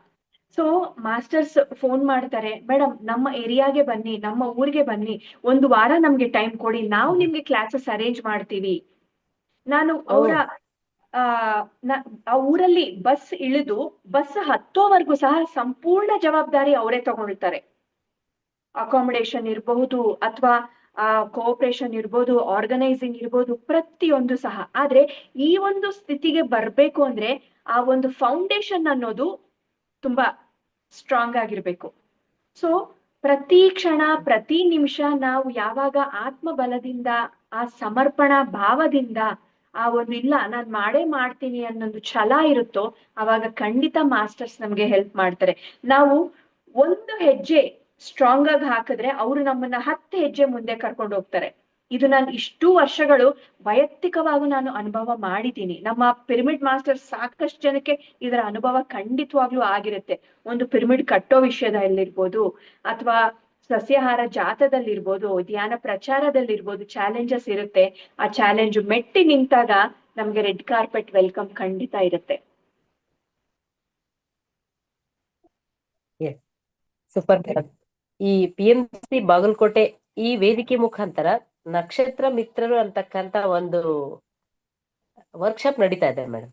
ಆ ವರ್ಕ್ಶಾಪ್ ಒಳಗಡೆ ಕಾಂತಿ ಕುಟುಂಬದವರು ಯಾರು, ಕಾಂತಿಯನ್ನ ಧರಿಸಿದವರು ಯಾರು, ಆ ಕಾಂತಿ ತಂತುಗಳನ್ನು ಹೊತ್ತು ತರ್ತಾ ಇರೋರು ಯಾರು, ಅವ್ರಿಗೆ ಮಾಸ್ಟರ್ಸ್ ಯಾವ ರೀತಿ ಸಪೋರ್ಟ್ ಕೊಡ್ತಾ ಇದ್ದಾರೆ. ನೀವ್ ಹೇಳಿದ್ರಲ್ಲ, ಮೊದ್ಲೆಲ್ಲ ಹಿರಿಯರು ಹೇಳ್ತಾ ಇದ್ರು, ದೇವ್ರು ಹೇಳ್ತಾನಂತೆ ನೀನ್ ನನ್ನ ಹತ್ರ 1 ಹೆಜ್ಜೆ ಇಡಪ್ಪ, ನಾನು ನಿನ್ನ ಹತ್ರ 10 ಹೆಜ್ಜೆ ಇಡ್ತೀನಿ ಅಂತ. ಎಸ್ ಮೇಡಮ್, ಮಾಸ್ಟರ್ಸ್ ಯಾವಾಗ್ಲೂ ನಮ್ಗೆ ಒಂದು ತಾಯಿ ಆದ್ರೂ ಒಂದಿನ ಕೈ ಬಿಡ್ಬೋದು, ಹೇಳಿ ಹೇಳಿ ಸಾಕಾಗಿ, ಬುದ್ಧಿ ಹೇಳಿ ಸಾಕಾಗಿ ಕೈ ಬಿಟ್ಬಿಡ್ಬೋದು. ಏನಾನ ಮಾಡ್ಕೊಳಪ್ಪ, ನನ್ ಕೈಲಿ ಆಗಲ್ಲ ಅಂತ, ವಯಸ್ಸಾಯ್ತಂತ. ಆದ್ರೆ ಇವರು ನಂಗೆ 3 ಲಕ್ಷ ವರ್ಷದ ಹಿಂದಿಂದಾನು ನಮ್ಮನ್ನ ಕಾಪಾಡ್ತಾ, ನಮ್ಗೆ ಪ್ರೊಟೆಕ್ಟ್ ಮಾಡ್ತಾ, ನಮಗೆ ಜ್ಞಾನ ಕೊಡ್ತಾ, ನಮ್ಗೆ ಜ್ಞಾನ ಕೊಡ್ಲಿಕ್ಕೆ ಕಾಯ್ತಾ ಇದಾರೆ ಅವರು. ನನ್ಗೆ ನಿಜವಾಗಿ ನಿಮ್ಮನ್ನ ನೋಡಿದಾಗೆಲ್ಲ ನಂಗೆ ಈ ಫೀಲಿಂಗ್ ಬರ್ತಿತ್ತು, ಯಾವ ಲೋಕದಿಂದ ಬಂದಿರ್ಬೇಕಪ್ಪ. ಸುಮಾರು ಅದು ಈ ನಕ್ಷತ್ರ ಮಿತ್ರರು ಮೊನ್ನೆ ತಾನೇ ರಿಲೀಸ್ ಆಗಿದ್ ಬುಕ್. ನಾನು ನಿಮ್ಮನ್ನ ನೋಡಿದಾಗೆಲ್ಲ ಅನ್ಕೊಂತ ಇದ್ದೆ, ಇವ್ರು ಯಾವ ಲೋಕದಿಂದ ಬಂದಿರ್ಬೋದು. ಇಷ್ಟು ನೋಡಿದ ತಕ್ಷಣ ಏನೋ ಒಂದು ಫೀಲಿಂಗ್ ಮೇಡಮ್, ಒಳಗಡೆಯಿಂದ ಒಂದು ಪೂಜ್ಯ ಭಾವನೆ, ಒಂದು ಗೌರವ ಭಾವನೆ, ಯಾವ ಲೋಕದಿಂದ ಬಂದಿರ್ಬೋದು ಅಂತ. ನಿಜವಾಗಿ ನನಗೆ ಇವತ್ತು ಉತ್ತರ ಸಿಕ್ತು. ನನ್ಗೆ ಇಮಿಡಿಯೇಟ್ ನೆನಪಾಯ್ತು ನನಗೆ, ಕಾಂತಿ ಕುಟುಂಬದ ಲೋಕದಿಂದ ಬಂದವರು ಎಷ್ಟೋ ಜನ್ಮ ತಗೊಂಡ್ ಬಂದು ಕಾಂತಿಯನ್ನ ಪ್ರಸಾರ ಮಾಡ್ತಾ ಇರ್ತಾರೆ. ಕಾಂತಿ ಅಂದ್ರೆ ಬೇರೆ ಇನ್ನೇನು ಅಲ್ಲ, ಜ್ಞಾನವನ್ನ ಪ್ರಸಾರ ಮಾಡ್ತಿರ್ತಾರೆ. ಆ ಜ್ಞಾನ ಪ್ರಸಾರ ಮಾಡ್ಲಿಕ್ಕೇ ಭೂಮಿಗೆ ಬಂದಿರ್ತಾರಂತ. ತಮ್ಮನ್ನ ನೋಡಿದಾಗ ಅದು ಪಕ್ಕ ಮೇಡಮ್, 100% ಪಕ್ಕ, ಬೇರೆ ಇನ್ನೇನು ಇಲ್ಲ. Thank you madam. ಮೇಡಮ್, ಇವಾಗ ನಮ್ಮ ಧ್ಯಾನಿಗಳ ಬಗ್ಗೆ ಬರೋಣ ಈಗ. ತಮ್ಮ ಬಗ್ಗೆ ಆಯ್ತು. ಧ್ಯಾನಿಗಳು ಹೊಸಬ್ರು ಬೇಗ ಬೇಗ ಬರ್ತಾ ಇದ್ದಾರೆ. ತಾವ್ ಹೇಳಿದ್ರಿ 5 ಗಂಟೆ ವೇಟ್ ಮಾಡಿದೀನಿ ಅಂತ. Hats off madam. ಪತ್ರಿಜಿಯವರು ಒಬ್ರಿಗೆ ಧ್ಯಾನ ಹೇಳ್ಕೊಡ್ಬೇಕಂದ್ರೆ ರಾತ್ರಿ ಬಸ್ ಸ್ಟ್ಯಾಂಡ್ ಅಲ್ಲಿ ಮಲ್ಕೊಂಡು ಅವ್ರು ಎದ್ದೇಳಷ್ಟರಲ್ಲಿ ಅವ್ರ ಮನೆ ಮುಂದೆ ನಿಲ್ತಿದ್ರಂತೆ ಹೋಗಿ. ನಾನು ಈಗ ಬಂದೆ ಅಂತ ಹೇಳ್ತಿದ್ರಂತೆ. ಒಬ್ರಿಗೆ ಧ್ಯಾನ ಹೇಳ್ಕೊಡ್ಬೇಕಂದ್ರೆ 20 ಕಿಲೋಮೀಟರ್ ಪ್ರಯಾಣ ಮಾಡ್ತಿದ್ರಂತೆ. ಪತ್ರಿ ಸರ್ ಅವಾಗವಾಗ ಹೇಳ್ತಾ ಇದ್ರು, ಮನಕೆ ಮೊಚ್ಚಿಂದಿ ಪೋಯೇ ಕಾಲಂ. ಅಂದ್ರೆ ನಮಗೇನ್ ಬಂದೈತ್ರಿ ಹೋಗೋದಂತೀವಲ್ಲ ನಮ್ ಕನ್ನಡದೊಳಗ, ಆ ರೀತಿ ಹೇಳ್ತಾ ಇದ್ರು ಅವ್ರು. ಅವ್ರು ಅಂತ ಮಹಾನ್ ಗುರು ಅದನ್ನ ಮಾಡ್ಯಾರಂದಾಗ ನಾವ್ ಇಷ್ಟು ಮಾಡಕ್ ಸಾಧ್ಯ ಇಲ್ಲನ. ನಮ್ಗೆ ಸಮಯ ಇಲ್ಲ ಅಂತ ಹೇಳೋದಕ್ಕಿಂತ ಎಸ್, ನಾವು ಮಾಡ್ಲೇಬೇಕು. ನಾವು ಅಂದ್ರೆ ಎಲೆ ಅಲ್ಲ, ಎಲೆ ತುಂಬ ಆಗ್ಬೇಕು. ಎಲೆ ಅಂದ್ರೆ ದೊಡ್ಡದು, ಎಲೆ ತುಂಬಂದ್ರೆ ನಮ್ಮ ಉತ್ತರ ಕರ್ನಾಟಕ ಗಾದೆ ಮಾಡ್ತೇವೆ ಮೇಡಮ್ ಇದು. ಎಲಿ ಆಗದ್ ಬೇಡಪ್ಪ, ಎಲಿ ತುಂಬನಾಗ್ರಿ ಅಂತ ಹೇಳ್ತಿರ್ತಾರೆ. ಈ ಕಡೆಗೆ ಇಷ್ಟಾದ್ರೂ ನಾವು ಮಾಡ್ಲೇಬೇಕು. ಈಗ ಧ್ಯಾನ ಮಾಡ್ತಿರ್ತಾರೆ ಮೇಡಮ್. ಧ್ಯಾನ ಮಾಡ್ತಿರ್ಬೇಕಾದ್ರೆ ಮೊದ್ಲವ್ರಿಗೆ ಒಂದು ಒಳ್ಳೆ ಅನುಭವ ಬರುತ್ತೆ. ಅಷ್ಟಲ್ ಟ್ರಾವೆಲ್ ಆಗುತ್ತೆ ಅವ್ರಿಗೆ, ಏನೋ ಒಳ್ಳೆ ವಿಷನ್ಸ್ ಬರುತ್ತಾ. ಆಮೇಲೆ ಅದ್ ನಿಂತೋಗ್ಬಿಡುತ್ತೆ ಮೇಡಮ್. ನಿಂತ ಮೇಲೆ ಅವ್ರಿಗೆ ಏನ್ ಅನ್ಸುತ್ತಾ, ಅದೇ ಫೀಲಿಂಗ್ ಇರುತ್ತಾ, ಇವತ್ತೇನು ಕಾಣ್ಲಿಲ್ಲ, ಇವತ್ತೇನು ಆಗ್ಲಿಲ್ಲ, ಅದು ನನ್ ಕಾಣ್ಬೇಕು, ಅದು ನನ್ಗೆ ಈ ತರ ಆಗ್ಬೇಕು ಅಂತ ಫೀಲಿಂಗ್ ಇರುತ್ತಲ್ಲ. ಅಂತವ್ರಿಗೆ ನಿಮ್ಮ ಒಂದು ಸಂದೇಶ ಹೇಳ್ರಿ ಮೇಡಮ್, ಏನ್ ಮಾಡ್ಬೇಕು ಅವರು? ಆ ಇಲ್ಲಿ ಒಂದು ವಿಷಯ ನಾವ್ ಎಲ್ಲರೂ ಸಹ ಅರ್ಥ ಮಾಡ್ಕೋಬೇಕು. ಎಕ್ಸ್ಪೀರಿಯನ್ಸಸ್, ಅನುಭವಗಳ ಅನ್ನೋದು ಧ್ಯಾನ ಅಲ್ಲ. ಧ್ಯಾನದಲ್ಲಿ ಅದು ಒಂದು ಭಾಗನೇ ಅಷ್ಟು, ಅನುಭವಗಳೇ ಧ್ಯಾನ ಖಂಡಿತ ಅಲ್ಲ. ಪತ್ರಿ ಸರ್ ಇಂದಾನೆ ನಾನೊಂದು ಎಕ್ಸಾಂಪಲ್ ಅನ್ನ ಕೇಳಿದೆ. ಅಂದ್ರೆ ನಾವು ಮೆಡಿಟೇಷನ್ ಪ್ರಾಕ್ಟೀಸ್ ಮಾಡ್ತಾ ಇರ್ತೀವಿ, ಎಷ್ಟೊಂದು ಅನುಭವಗಳಾಗುತ್ತೆ. ಕಾಯಿಲೆಗಳ ಗುಣ ಆಗುತ್ತೆ, ಅಥವಾ ಆಸ್ಟ್ರಲ್ ಟ್ರಾವೆಲ್ಸ್ ಆಗುತ್ತೆ, ಮೂರನೇ ಕಣ್ಣಿನ ಅನುಭವಗಳಾಗುತ್ತೆ. ಈ ರೀತಿ ಸಾಕಷ್ಟು ಆಗ್ತಾ ಇರುತ್ತೆ. ಅದು ಒಂದು ಪೀರಿಯಡ್ ವರ್ಗೂ ಆಗ್ತಾ ಇರುತ್ತೆ. ಅದಾದ್ಮೇಲೆ ಅದು ಸ್ಟಾಪ್ ಆಗುತ್ತೆ. ಹಾಗಂತ ನೀನು ಧ್ಯಾನ ಮಾಡ್ತಾ ಇಲ್ವಾ, ನಿನ್ನ ಪುರೋಗಮನ ನಡೀತಾ ಇಲ್ವಾ? ಖಂಡಿತ ನಡೀತಾ ಇದೆ. ಸರ್ದು ಒಂದು ಎಕ್ಸಾಂಪಲ್ ಏನ್ ಹೇಳಿದ್ರು ಅಂದ್ರೆ, ಉದಾಹರಣೆಗೆ ನಾವು ಒಂದು ಬೆಂಗಳೂರಿಂದ ಒಂದು ಕಡೆಗೆ ಪ್ರಯಾಣ ಮಾಡ್ಬೇಕು. ಪ್ರಯಾಣ ಮಾಡಿದಾಗ ಮಧ್ಯೆ ಮಧ್ಯೆ ಊರುಗಳು ಸಿಗುತ್ತೆ. ಆ ಊರುಗಳು ಅನ್ನೋದನ್ನ ನಾವು ಅನುಭವ ಅಂತ ಇಟ್ಕೊಳ್ಳೋಣ. ಒಂದೇ ಊರಿಂದ ಇನ್ನೊಂದು ಊರಿಗೆ ಪ್ಲೇನ್ ರೋಡ್ ಇರುತ್ತೆ, ಕೇವಲ ಗಿಡ ಮರಗಳು ಮಾತ್ರ ಇರುತ್ತೆ, ಅಲ್ಲಿ ಇನ್ನೇನು ನಮ್ಗೆ ನೋಡೋದಕ್ಕೆ ಸಿಗಲ್ಲ. ಸೊ ಒಂದೂರಿಂದ ಇನ್ನೊಂದೂರಿಗೆ ಹೋಗುವಾಗ ಆ ಪ್ರಯಾಣ ಏನಿದೆಯೋ, ಆ ಪ್ರಯಾಣ ಮುಖ್ಯನೇ ಹೊರತು ಅನುಭವಗಳು ಮಾತ್ರ ಮುಖ್ಯ ಅಲ್ಲ. ನೀನು ಜರ್ನಿ ಮಾಡ್ತಿರ್ತೀಯ, ಹಾಗಂತ ನೀನು ಪ್ರಯಾಣ ಮಾಡ್ತಿಲ್ಲ ಅಂತ ಅಲ್ಲ ಅದು. ಯಾವಾಗ ನಿನ್ಗೆ ಏನ್ ಎಕ್ಸ್ಪೀರಿಯನ್ಸ್ ಆಗ್ಬೇಕು, ಯಾವ ಅನುಭವ ಬರ್ಬೇಕು, ಖಂಡಿತ ಬರುತ್ತೆ. ಆದ್ರೆ ಅನುಭವಕ್ಕೋಸ್ಕರ ನೀನು ಧ್ಯಾನ ಮಾಡಬಾರ್ದು, ಧ್ಯಾನಕ್ಕೋಸ್ಕರ ನೀನು ಧ್ಯಾನ ಮಾಡ್ಬೇಕು. ಆವಾಗ ಆ ಧ್ಯಾನದಲ್ಲೇ ಎಲ್ಲವೂ ನಿನಗೆ ಸಿಗುತ್ತೆ ಹೊರತು ಕೇವಲ ಅನುಭವಕ್ಕೋಸ್ಕರ ಧ್ಯಾನ ಮಾಡಿದ್ರೆ ಅನುಭವಗಳು ಮಾತ್ರ ಸಿಗುತ್ತೆ. ಅನುಭವಕ್ಕಿಂತ ಎಷ್ಟೋ ಸಾವಿರ ಲಕ್ಷ ಪಟ್ಟು ಧ್ಯಾನದ ಒಂದು ಅಂತರಾರ್ಥ ಅನ್ನೋದು ಇದೆ. ಸೊ ಅನುಭವಗಳಿಗೋಸ್ಕರ ಮುಳುಗ್ಬೇಡಿ. ಅನುಭವಗಳು ಅನ್ನೋದು ಧ್ಯಾನದ ಒಂದು ಭಾಗ ಅಷ್ಟೇ ಹೊರತು ಅನುಭವನೇ ಧ್ಯಾನ ಖಂಡಿತ ಅಲ್ಲ. Yes, super madam. ಅದಕ್ಕೆ ಪತ್ರಿಜಿಯವರು ಸಮಯವೇ ಸಾಧನೆ, ಸಹನೆಯೇ ಪ್ರಗತಿ ಅಂತ ಹೇಳಿರ್ಬೋದು. ನೀನ್ ಧ್ಯಾನಕ್ಕೆ ಕೂತಿದ್ಯಾ, ಪ್ರಯಾಣ ಮಾಡ್ತಾ ಇದೀಯಾ, ನಿನ್ ಪ್ರಯಾಣ ಸಾಗಿದೆ. ಸಹನೆಯಿಂದ ಕೂತಿದ್ಯಾ, ನಿನ್ನ ಒಂದು ಪ್ರೋಗ್ರೆಸ್ ಅನ್ನೋದು ಐತೆ ಅಂತ ಹೇಳಿದ್ರಲ್ಲ. Wonderful madam. ತುಂಬಾ ತುಂಬಾ ತುಂಬಾ ಖುಷಿ ಆಯ್ತು. ಆಮೇಲೆ ನೀವು ಧ್ಯಾನ ಮಾಡ್ಬೇಕಾದ್ರೆ, ಅದ್ರ ನನ್ಗೇನು ಈ ಪ್ರಶ್ನೆ ಸೂಕ್ತ ಅಲ್ಲ ಅನ್ಸುತ್ತೆ ನಿಮ್ಗೆ. ನೀವು ಧ್ಯಾನ ಮಾಡ್ಬೇಕಾದ್ರೆ ನಿಮ್ಗೆ ಏನು ಅಡೆತಡೆನೂ ಬಂದಿಲ್ಲ, ಯಾವ ಪ್ರಶ್ನೆನೂ ಬಂದಿಲ್ಲ, ನೀವು ಏನು ಪರೀಕ್ಷೆನೂ ಮಾಡಿಲ್ಲ, ಏನೂ ಇಲ್ಲ. ಅಂದ್ರೆ ನಿಮ್ಮ ಒಂದು ಲೈಫ್ ಪರ್ಪೋಸ್ ಅನ್ನ ಯಾವ ರೀತಿ ತಿಳ್ಕೊಂಡ್ರಿ ಮೇಡಮ್? ಯಾಕಂದ್ರೆ ನೀವು ಕಂಪ್ಲೀಟ್ ಆಗಿ ಆ ಸ್ಟೂಡೆಂಟ್ಸ್ಗೆ, ಆ ಯಂಗ್ಸ್ಟರ್ಸ್ಗೆ, ಯಂಗ್ ಮಾಸ್ಟರ್ಸ್ಗೆ ನೀವು ಫಿಕ್ಸ್ ಆಗ್ಬಿಟ್ಟಿದ್ದೀರಿ ಇವಾಗ. ನಮ್ಮ ಇಡೀ ಕರ್ನಾಟಕ, ಬರೀ ನಿಮ್ಮ ಬೆಂಗಳೂರು ಸುತ್ತಮುತ್ತ ಅಲ್ಲ ಮೇಡಮ್, ನಮ್ಮ ಉತ್ತರ ಕರ್ನಾಟಕದ ಕಡೆಗೂ ತಮ್ಮ ಒಂದು, ನಾನು ಈ ಮೂಲಕ ತಮಗೆ ಇನ್ವಿಟೇಷನ್ ಕೊಡ್ತಾ ಇದ್ದೀನಿ. ನಮ್ಮ ಊರುಗಳಿಗೂ ಬನ್ನಿ. ನಮ್ಮ ಒಂದು ಇಲ್ಲಿ ಕೂಡ ಧ್ಯಾನವನ್ನ ತಮ್ಮ ಒಂದು ಇದರಿಂದ, ಅಮೃತವಾಣಿಯಿಂದ ಕೇಳಿಸ್ಕೋಬೇಕು. ನಿಮ್ಗೆ ಆ ನಿಮ್ಮ ಲೈಫ್ ಪರ್ಪಸ್ ಅನ್ನ ಯಾವ ರೀತಿ ಅಥವಾ ನೋಡ್ಕೊಂಡ್ರ, ಅಥವಾ ಏನಾದ್ರು ನಿಮ್ಗೆ ಕೆಲವ್ರಿಗೆ ಗೊತ್ತಾಗ್ಬಿಡುತ್ತೆ, ಧ್ಯಾನ ಮಾಡಿ ಅನುಭವ ತೊಗೊಳೋದಕ್ಕಿಂತ ಕೆಲವ್ರಿಗೆ ಗೊತ್ತಾಗ್ಬಿಡುತ್ತಲ್ಲ, ಆ ರೀತಿ ಏನಾದ್ರು ಆಯ್ತಾ ನಿಮ್ಗೆ? ಮೇಡಮ್, ಇಲ್ಲಿ ಲೈಫ್ ಪರ್ಪಸ್ ಅನ್ನೋ ಮಾತು ಬಂದಾಗ ನನ್ಗೆ ಮುಂಚೆ ಪತ್ರಿ ಸರ್ನ ಸಾಕಷ್ಟು ವರ್ಷಗಳಿಂದ ಭೇಟಿ ಆಗ್ತಾ ಇದ್ದಾಗ ಕೇಳ್ತಾ ಇದೆ, ಸರ್ ನಾನು ಏನ್ ಮಾಡ್ಬೇಕು ಅಂತ. B hmm happy enjoy your life ಅಂತ ಹೇಳ್ತಾ ಇದ್ರು ಯಾವಾಗ ಭೇಟಿಯಾದ್ರೂ ಸಹ. ಆದ್ರೆ ಎರಡ್ ಹ್ಮ್ ಸಾವಿರದ ಹನ್ನೊಂದರಲ್ಲಿ ಯಾವಾಗ ನೀನು ಶಾಲಾ ಕಾಲೇಜ್ಗಳಿಗೆ ಹೋಗಿ ಧ್ಯಾನ ಹೇಳ್ಕೊಡು ಅಂತ ಹೇಳಿದ್ರು, ಆವಾಗ್ಲೂ ಸಹ ಅದು ನನ್ನ ಲೈಫ್ ಪರ್ಪಸ್ ಅಂತ ನನ್ಗೆ ಅರ್ಥ ಆಗ್ಲಿಲ್ಲ. ನಾನ್ ಯಾವಾಗ ಆ ಹ್ಮ್ ಒಂದು ಪ್ರಯಾಣವನ್ನ ಪ್ರಾರಂಭ ಮಾಡಿ ಅದರ ಪ್ರಯಾಣದಲ್ಲಿ ಇದ್ನೋ, ಆವಾಗ ನನ್ಗೆ ಅರ್ಥ ಆಯ್ತು ಇದು ನನ್ನ ಲೈಫ್ ಪರ್ಪಸ್ ಅಂತ. ಮೇಡಮ್, ಲೈಫ್ ಪರ್ಪಸ್ ಅದು ನನ್ನ ನಿಜವಾದ ಲೈಫ್ ಪರ್ಪಸ್ ಅಂತ ಯಾವಾಗ ಯಾರಿಗೆ ಗೊತ್ತಾಗುತ್ತೆ ಅಂತಂದ್ರೆ, ಪತ್ರಿ ಸರ್ ಹೇಳ್ದಾಗ್ಲೇ ನಾನು ಒಂದು ವಿಡಿಯೋದಲ್ಲಿ ನಾನು ಕೇಳಿದ್ದೆ. ಏನು ಅಂತಂದ್ರೆ, ನೀವ್ ಏನ್ ಮಾಡ್ತಾ ಇರ್ತೀರೋ ಆ ಮಾಡ್ತಾ ಇರುವ ಆ ಒಂದು ಕೆಲಸದಲ್ಲಿ ಏನೇ ಚಾಲೆಂಜಸ್ ಬಂದ್ರು ಅದನ್ನ ನೀವು ಚಾಲೆಂಜಸ್ ಅಂತ ನೀವು ಅನ್ಸೋದಿಲ್ಲ. ನಿಮ್ಗೆ ಅದನ್ನ ನೀವು ತುಂಬಾ ಚೆನ್ನಾಗಿ ಎಂಜಾಯ್ ಮಾಡ್ತೀರಾ, ಈಸಿಯಾಗಿ ನೀವು ಅದನ್ನ ಓವರ್ಕಮ್ ಮಾಡ್ತೀರಾ. ಆ ರೀತಿ ನನ್ಗೆ ಸಾರ್ ಹೇಳಿದ ಪದಗಳು ನನ್ಗೆ ನೆನಪು ಬಂತು. ಸೊ ಪತ್ರಿ ಸರ್ ಹೇಳಿದ್ದಾರೆ ಅಂದ್ರೆ ಇನ್ನು ಅದೇ ನನ್ನ ಲೈಫ್ ಪರ್ಪಸ್, ಅದಕ್ಕಿಂತ ಬೇರೆ ಲೈಫ್ ಪರ್ಪಸ್ ಇಲ್ಲ. ಸೊ ಇನ್ನು ಸಾರ್ ಸ್ಟ್ಯಾಂಪ್ ಹಾಕಿದ್ಮೇಲೆ, ರಿಜಿಸ್ಟರ್ ಪೋಸ್ಟ್ ಸ್ಟ್ಯಾಂಪ್ ಹಾಕಿದ್ಮೇಲೆ ಇನ್ನು ಅದಕ್ಕೆ ಅಥೆಂಟಿಸಿಟಿ ಕೊಡಕ್ಕೆ ಏನೋ ಇಲ್ವೇ ಇಲ್ಲ. ಸೊ ನಂಗೆ ಸಾರ್ ಹೇಳಿದ ಮಾತಿ ನನ್ಗೆ life purpose. Yes, so super ಹಾಗಾಗಿ ಮೇಡಮ್. ಪತ್ರಿ ಸರ್ ಹೇಳಿದ್ರು ಗುರುಗಳು ಕರೆಕ್ಟ್. ಯಾವುದೇ ಒಂದು ಮಾತು ಹೇಳಿದಾಗ ಧೈರ್ಯವಾಗಿ ನಾವು ಕುರುಡಾಗಿ ಅವ್ರ ಹಿಂದೆ ಅವರ ಮಾತನ್ನ ನಾವು ತಗೊಳ್ಬೋದು. ಅಂದ್ರೆ ಬ್ಲೈಂಡ್ ಆಗಿ ನಾವು ಅದನ್ನ ಫಾಲೋ ಮಾಡ್ಬೋದು. ಅದ್ರಲ್ಲಿ ಇನ್ನು ಎರಡನೇ ಮಾತು ಖಂಡಿತವಾಗ್ಲೂ ಇಲ್ಲ. ಆದ್ರೆ ಗುರುಗಳು ಎಂತವ್ರಾಗಿರ್ಬೇಕು? ಪತ್ರಿ ಸರ್ ಅಂತ ಗುರುಗಳಾಗಿರ್ಬೇಕು. Yes yes madam, super super madam. ಪತ್ರಿಜಿಯವರ ಜೊತೆಗೆ ಸುಮಾರು 20 ವರ್ಷಗಳ ಒಡನಾಟ ಇರ್ಬೋದು ಅನ್ಕೋತೀನಿ. 19-20 ವರ್ಷಗಳ ಒಡನಾಟ. ಆ ಒಡನಾಟದ ಜೊತೆಯಲ್ಲಿ ಅಲ್ಲಿಂದ ಪತ್ರಿಜಿಯವರಿಂದ ಅವರನ್ನ ನೋಡಿ ಬೆಳೆದವರು ನೀವು, ಅವರ ಹೆಜ್ಜೆಯಲ್ಲಿ ಹೆಜ್ಜೆ ಹಾಕಿ ನಡೆದವ್ರು ನೀವು, ಅವರ ತುದಿ ಕಿರು ಬೆರಳನ್ನ ಹಿಡಿದು ನಡೆದವ್ರು ನೀವು. ಅವರಿಂದ ಏನು ಅಂಶಗಳನ್ನ ತಗೊಂಡ್ರಿ, ಏನನ್ನ ನಿಮ್ಮ ಜೀವನದಲ್ಲಿ ಅಳವಡಿಸ್ಕೊಂಡ್ರಿ? ಈ ವಿಷಯ ಬಂದಾಗ ಮೇಡಮ್, ಆ ಪತ್ರಿ ಸರ್ ಪ್ರತಿಯೊಂದು ನಡೆ, ಪ್ರತಿಯೊಂದು ನುಡಿ ಎಷ್ಟೋ ಆದರ್ಶವಂತವಾಗಿರುತ್ತೆ. ಅವರ ಮಾತುಗಳಿರ್ಬೋದು, ಅವ್ರು ನೋಡುವ ನೋಟ ಇರ್ಬೋದು, ಅವರ ಒಂದು ಕೊಡುವ ಜ್ಞಾನ ಇರ್ಬೋದು, ಅವರು ಸಿಚುಯೇಷನ್ಸ್ ಅನ್ನ ಹ್ಯಾಂಡಲ್ ಮಾಡೋ ರೀತಿ ಇರ್ಬೋದು, ಪ್ರತಿಯೊಂದರಿಂದಾನು ಕಲಿಬೋದು.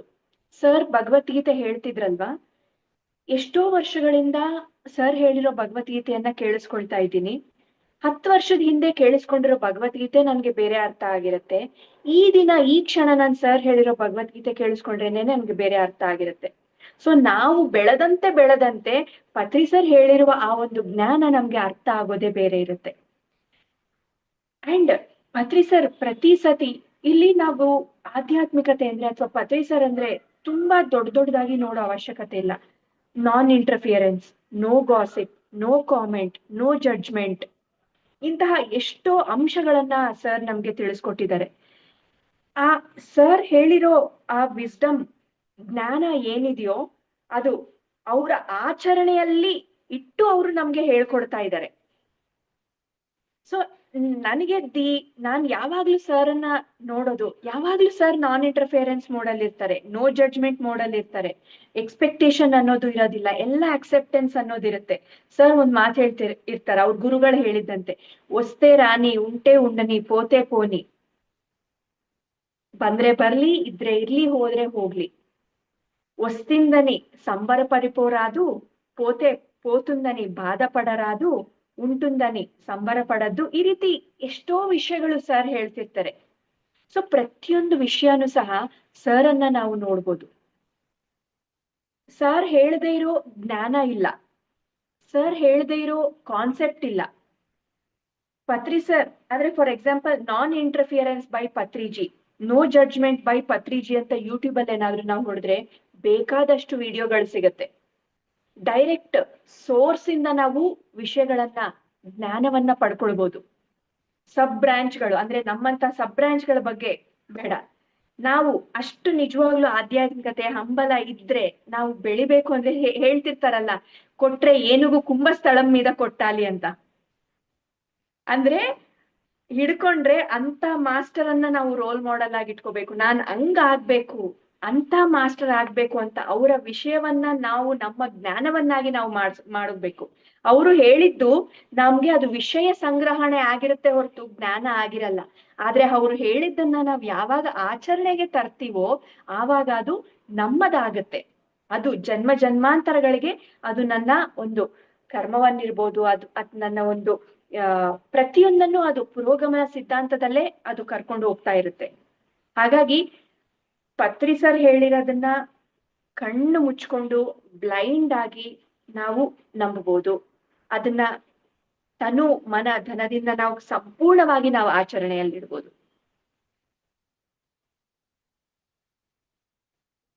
Thank you madam. ತುಂಬಾ ಈ ಆಚರಣೆ ಅನ್ನೋದು ಬಹಳ ಮುಖ್ಯ. ನಮ್ಮ PSSM ಮೂವ್ಮೆಂಟಿನ ಒಂದು ಸಿದ್ಧಾಂತನೇ ಆಚರಣೆ. ನಾವು ಶ್ರವಣ ಮನನ ನಿಧಿಧ್ಯಾಸನ ಇಷ್ಟೇ ಮಾತ್ರ ಗೊತ್ತು, ಇಲ್ಲಿಗೆ ನಿಂತೋಗ್ಬಿಟ್ಟಿದ್ದಾರೆ ಬಹಳಷ್ಟು, ಇಲ್ಲಿಗೆ ನಿಂತೋಗಿರೋದು. ಈ ಶ್ರವಣ ಮನನ ನಿಧಿಧ್ಯಾಸನ ಕೂಡ ಬಹಳಷ್ಟು ಅಲ್ಲಿ ಒಂದ್ 30% ಕಡಿಮೆ ಆಗಿ ಪೂರ್ತಿ ಕಮ್ಮಿ ಆಗ್ಬಿಡ್ತು. ಯಾವಾಗ ಆಚರಣೆಗೆ ಬಂದಾಗ ಮಾತ್ರ ನಾವು ಆತ್ಮ ಸಾಕ್ಷಾತ್ಕಾರ ಪಡಿಲಿಕ್ಕೆ ಸಾಧ್ಯ.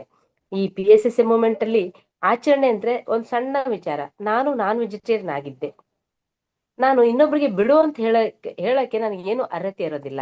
ಆದ್ರೆ ನಾನು ಸಂಪೂರ್ಣ 2012ರಿಂದ ಇಲ್ಲಿ ಈ ತನಕನು, ಈ ಪ್ರೆಸೆಂಟ್ ಕ್ಷಣ ತನಕನು ನಾನ್ ವೆಜ್ ಇಲ್ಲ, ಎಗ್ ಹಾಕಿದ ಕೇಕ್ ತಿನ್ನಲ್ಲ, ಗಾರ್ಲಿಕ್ ಇಲ್ಲ. ಇದನ್ನೆಲ್ಲ ಹೇಳ್ಬೇಕು ಅಂದಾಗ, ತಿನ್ಬೇಡ್ರಿ ಅಂತ ಹೇಳಬೇಕಂದಾಗ ನಾನು ಅದನ್ನ ಫಸ್ಟ್ ಬಿಟ್ಟಿರ್ಬೇಕು. ಇಲ್ಲಿ ಕುತ್ಕೊಂಡು ತಿನ್ಬೇಡ್ರಿ ಅಂತ ನಾವು ಮನೆಯಲ್ಲಿ ಬಂದು ತಿಂದೆ ಅಂದ್ರೆ ಅಲ್ಲಿ ಏನು ಪ್ರಯೋಜನ ಇರಂಗಿಲ್ಲ. ಬೇರೆ ಇದಕ್ಕೂ ನಮ್ದಕ್ಕೂ ಏನು ವ್ಯತ್ಯಾಸ ಇರಂಗಿಲ್ಲ. ಆಚರಣೆ ಅನ್ನೋದನ್ನ ನೀವು ಕಲ್ತ್ಕೊಂಡ್ರಿ, ಆ ಆಚರಣೆಯನ್ನ ನೀವು ಪಾಲಿಸಿದ್ರಿ. ಇದು ನೀವು ಪದೇ ನೀವು ಹೇಳ್ತಾ ಇರ್ಬೇಕಂದ್ರೆ ನನ್ಗೆ ಅನ್ನಿಸ್ತು ಒಂದು ಪಾಯಿಂಟ್. ಅಂದ್ರೆ ಪತ್ರಿಜಿ ಅಂದ್ರೆ ಒಂದು ಶಾಸನ, ಒಂದು ಕಾನೂನು. ಆ ಕಾನೂನನ್ನ ಪಾಲಿಸ್ಲೇಬೇಕು, ಬೇರೆ ದಾರಿ ಇಲ್ಲ. ಅಂದ್ರೆ ಇದು ಯಾವುದೇ ಬಲವಂತವಾಗಿ ಒತ್ತಡ ಅಲ್ಲ, ಇದು ಆತ್ಮದ ಸಂಬಂಧ ಇರೋದ್ರಿಂದ, ಅವರ ವಿಶ್ವ ಪ್ರಣಾಳಿಕೆಯ, ಅವರು ಆತ್ಮದ ಪ್ರಣಾಳಿಕೆ, ನಮ್ಮ ಪ್ರಣಾಳಿಕೆ ಒಂದೇ ಆಗಿರೋದ್ರಿಂದ ನಾವು ಅದನ್ನ ಗಟ್ಟಿಯಾಗಿ ಒಂದೇ ಕ್ಷಣಕ್ಕೆ ಕೋತಿ. ಸರ್ ಹೇಳಿದ್ರು ಒಂದು ಸಿದ್ಧಾಂತ, ಬಹಳಷ್ಟು ಹೇಳ್ತಿರ್ತೀನಿ ನಾನು, ಮರ್ಕಟ ಮಾರ್ಜಾಲ ಸೂತ್ರ. ಮರ್ಕಟದ ಹಂಗೆ ನಾವು ಅದನ್ನ ಹಿಡ್ಕೊಂಡ್ಬಿಟ್ರೆ ಮಾರ್ಜಾಲದ ಹೆಂಗೆ ತನ್ನ ಬೆಕ್ಕಿನ ಮರಿನ ಕಾಪಾಡುತ್ತೋ ಅದು ನಮ್ಮನ್ನ ಪ್ರೊಟೆಕ್ಟ್ ಮಾಡ್ತಾ ಬರುತ್ತೆ ಅನ್ನೋದು ಸಾರ್ವಕಾಲಿಕ ಸತ್ಯ ಮೇಡಮ್. ಇದ್ರಲ್ಲಿ ಏನು ಲಾಜಿಕ್ ಇಲ್ಲ, ಎಂತದ್ದು ಏನು ಇಲ್ಲ, ಆಗುತ್ತೋ ಇಲ್ಲೋ ಅನುಮಾನನೂ ಇಲ್ಲ. 100% ಆಗೇ ಆಗುತ್ತೆ ಮೇಡಮ್. ಇವಾಗ ನಾವು 11 ವರ್ಷಗಳ ಒಡನಾಟ ಪತ್ರಿ ಸರ್ ಜೊತೆಗೆ, ತಮ್ಮದು 19-20 ವರ್ಷಗಳ ಒಡನಾಟ. ಆದ್ರೆ ಒಬ್ಬರ ಜೀವನದಲ್ಲಿ ಗುರು ಅನ್ನೋರು ಎಷ್ಟು ಮುಖ್ಯ ಪಾತ್ರ ವಹಿಸ್ತಾರಂತ ನಮ್ಗೆಲ್ಲ ಗೊತ್ತು. ಆದ್ರೆ ಇತ್ತೀಚೆಗೆ ಬಂದವರಿಗೆ ಪತ್ರಿಜಿಯವ್ರನ್ನ ನೋಡೇ ಇಲ್ಲ ಅನ್ನೋ ಫೀಲ್ ಐತೆ. ಅವ್ರಿಗೆ ಧ್ಯಾನ ಸಾಧನ ಮಾಡ್ಲಿಕ್ಕೆ, ಯಾಕಂದ್ರೆ ನೀವೇನ್ರಿ, ನೀವೆಷ್ಟು ಪುಣ್ಯವಂತರು, ನೀವು ಪತ್ರಿ ಸರ್ ಭೇಟಿ ಆಗಿರಿ, ಪತ್ರಿ ಸರ್ನ ನೋಡಿರಿ ಅಂತ ಹೇಳ್ತಿರ್ತಾರಲ್ಲ, ಆ ಒಂದು ಭಾವನೆ ಇದೆ. ಅದಕ್ಕೆ ನಿಮ್ಮ ಒಂದು ಸಂದೇಶ. ಈ ವಿಷಯ ಬಂದಾಗ ನಿಜವಾಗ್ಲೂ ಅದಕ್ಕೆ ಪುಣ್ಯವಂತರು ಅಂತ ಹೇಳ್ಬೋದು, ಖಂಡಿತ. ಆದ್ರೆ ಇನ್ನೊಂದು ಮುಖ್ಯವಾದಂತ ಅನುಭವ ಹೇಳ್ತೀನಿ ಇದ್ರ ಬಗ್ಗೆ. ಈ ನಡುವೆ ಯಾರು ಧ್ಯಾನಕ್ಕೆ ಬರ್ತಾ ಇದ್ರು ಸಹ ಪತ್ರಿ ಸರ್ ಜೊತೆ ಈಸಿಯಾಗಿ ಕನೆಕ್ಟ್ ಆಗ್ತಾ ಇದ್ದಾರೆ. ಅಂಡ್ ಪತ್ರಿ ಸರ್ ಬಾಡಿ ವೆಕೇಟ್ ಮಾಡ್ದ ಒಂದು ಅನುಭವ ಇದೆ, ಅದು ನಾನು ಹೇಳ್ತೀನಿ. ಅದು ಏನು ಅಂದ್ರೆ, ಪತ್ರಿ ಸರ್ ನಿರ್ವಾಣ ಪಡಿತಾ ಇದ್ದಾಗ ರೂಮಲ್ಲಿ ಇದ್ರು. ನಾವೆಲ್ಲರೂ ಕೆಲವರು ಹೊರಗಡೆ ಹಾಲ್ ಅಲ್ಲಿ ಕೂತಿದ್ವಿ, ಅಲ್ಲಿ ಹೈದ್ರಾಬಾದ್ ಅಲ್ಲಿ ವಿಲ್ಲಾದಲ್ಲಿ. ಸೊ ಆ ಟೈಮಲ್ಲಿ ಧ್ಯಾನಕ್ಕೆ ಕೂರೋದು ಅನ್ನೋದು ಅಸಾಧ್ಯ, ಧ್ಯಾನ ಕುದುರೋದು ಇಲ್ಲ, ಖಂಡಿತ ಸಾಧ್ಯ ಇಲ್ಲ. ಆವಾಗ ಎಲ್ಲರೂ ನಾವು ಹೊರಗಡೆ ಇದ್ದಾಗ ಒಂದು ಕಡೆ ನಾನು ಕೂತಿದ್ದೆ. ಆಟೋಮೆಟಿಕ್ ಆಗಿ ಕಣ್ಮುಚ್ಕೊಳ್ತು. ನಾನೇನ್ ಬೇಕಂತ ಧ್ಯಾನಕ್ಕೆ ಕೂರ್ಲಿಲ್ಲ, ಆಟೋಮೆಟಿಕ್ ಆಗಿ ಕಣ್ಮುಚ್ಕೊಳ್ತು. ಆವಾಗ ಪತ್ರಿ ಸರ್ ಇಂದ ಒಂದು ವಾಯ್ಸ್ ಕೇಳಿಸ್ತು.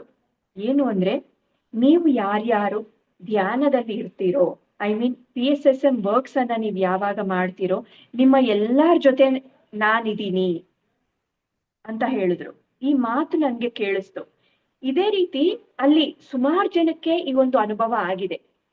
ಓಕೆ, ಎಲ್ಲ ಅಲ್ಲಿ ಫಾರ್ಮ್ಯಾಲಿಟೀಸ್ ಎಲ್ಲ ಆಯ್ತು. ನಾವೆಲ್ಲರೂ ಒಂದು 4-5 ಡೇಸ್ ಆದ್ಮೇಲೆ ಬೆಂಗಳೂರಿಗೆ ಬಂದ್ವಿ. ನಾನ್ ಬೆಂಗಳೂರಿಗೆ ಬಂದ್ಮೇಲೆ ಫಸ್ಟ್ ಟೈಮ್ ಪತ್ರಿ ಸರ್ ಭೂಮಿ ಮೇಲಿಲ್ಲ. ನನ್ಗೆ ಒಂದು ಸ್ಕೂಲ್ ಫಿಕ್ಸ್ ಆಗಿತ್ತು, ಸ್ಕೂಲ್ಗೆ ಹೋಗ್ಬೇಕು. ಗಾಡಿಯಲ್ಲಿ ಕೂತ್ಕೊಂಡೆ. ಆ ಒಂದು ನೋವು ಅನ್ನೋದು ತುಂಬಾ ಅಂದ್ರೆ ತುಂಬಾ ಒಳಗಡೆ ಇತ್ತು. ಹೆಲ್ಮೆಟ್ ಹಾಕಿದ್ದೆ, ಕಣ್ಣಲ್ಲಿ ನೀರ್ ಬರ್ತಾ ಇದೆ, ನಾನೇನ ತಡಿಯಕ್ ಹೋಗ್ಲಿಲ್ಲ. ಆಟೋಮೆಟಿಕ್ ಆಗಿ ಅಳ್ತಾ ಇದ್ದೀನಿ, ಗಾಡಿಯಲ್ಲಿ ಡ್ರೈವ್ ಮಾಡ್ಕೊಂಡೆ ಅಳ್ತಾ ಇದ್ದೀನಿ. ನಮ್ಮ ಮನೆಯಿಂದ ಆ ಸ್ಕೂಲ್ಗೆ ಹೋಗೋದಕ್ಕೆ ಹೆಚ್ಚು ಕಡಿಮೆ ಒಂದು 15 ರಿಂದ 18 ಸಿಗ್ನಲ್ಗಳಿದೆ. ನಾನು ಮನೆಯಲ್ಲಿ ಗಾಡಿ ಸ್ಟಾರ್ಟ್ ಮಾಡಿದೀನಿ, ಅಲ್ಲಿಂದ ಸ್ಕೂಲ್ಗೆ ಹೋಗೋವರೆಗೂ ಸಹ ಎಲ್ಲೂ ನನ್ಗೆ ರೆಡ್ ಸಿಗ್ನಲ್ ಬಿದ್ದಿಲ್ಲ, ಎಲ್ಲ ಗ್ರೀನ್ ಸಿಗ್ನಲ್ ಇತ್ತು. ಸ್ಕೂಲ್ ಹತ್ರ ಹೋಗಿ ನಾನು ಬ್ರೇಕ್ ಹಾಕ್ತೆ, ಅವಾಗ ಪತ್ರಿ ಸರಿಂದ ಒಂದು ಮಾತು ಕೇಳಿಸ್ತು, ಈಗ ಹೇಳು, ನಿಮ್ಮ ಜೊತೆ ನಾನಿಲ್ವಾ? ಸೊ ಇಲ್ಲಿ ನಾನು ಅಂದ್ರೆ ನಾನೊಬ್ಳೇ ವೈಯಕ್ತಿಕ ಅಂತ ನಾನು ಹೇಳ್ತಾ ಇಲ್ಲ. ಯಾರು ನಮ್ಮ ಪಿರಮಿಡ್ ಸ್ಪಿರಿಚುವಲ್ ಸೊಸೈಟಿ ವರ್ಕ್ಸ್ ಅನ್ನ ಮಾಡ್ತಾ ಇದ್ದಾರೋ, ಆಧ್ಯಾತ್ಮಿಕತೆಯಲ್ಲಿ ಯಾರಿದಾರೋ ಅವರ ಪ್ರತಿಯೊಬ್ಬರ ಜೊತೆ, ಹಿಂದೆ ಇದ್ದವ್ರ ಜೊತೆ, ಈಗ ಬರೋರ್ ಜೊತೆ, ಮುಂದೆ ಬರುವವರ ಜೊತೆ, ಪ್ರತಿಯೊಬ್ಬರ ಜೊತೆನೂ ಪತ್ರಿ ಸರ್ ಇರ್ತಾರೆ. ಅಂಡ್ ಇನ್ನೂ ಒಂದು, ನೀವು ಪತ್ರಿ ಸರ್ ಇದ್ದಾಗ ನೀವಿದ್ರಿ, ಆವಾಗ ಇವಾಗ ಡಿಫ್ರೆನ್ಸ್ ನೀವು ಸಹ ಗಮನಿಸಬಹುದು. ಪತ್ರಿ ಸರ್ ಇದ್ದಾಗ PSSM ಅಲ್ಲಿ ವರ್ಕ್ಸ್ ಎಷ್ಟು ಆಗ್ತಾ ಇತ್ತು, ಅದಕ್ಕಿಂತ ಈಗ ಇನ್ನು ಸಾಕಷ್ಟು ಸ್ಪೀಡ್ ಆಗಿ ಆಗ್ತಾ ಇದೆ, ಇನ್ನು ವಾಸ್ಟ್ ಆಗಿ ಆಗ್ತಾ ಇದೆ. ಆವಾಗ 10 ವೆಜಿಟೇರಿಯನ್ ರ್ಯಾಲೀಸ್ ಆಗೋದು ಇವಾಗ 100 ಆಗ್ತಾ ಇದೆ. ಆವಾಗ 10 ಜನ ಹೇಳ್ಕೊಡೋರು ಈಗ 100 ಜನ ಹೇಳ್ಕೊಡ್ತಾ ಇದ್ದಾರೆ.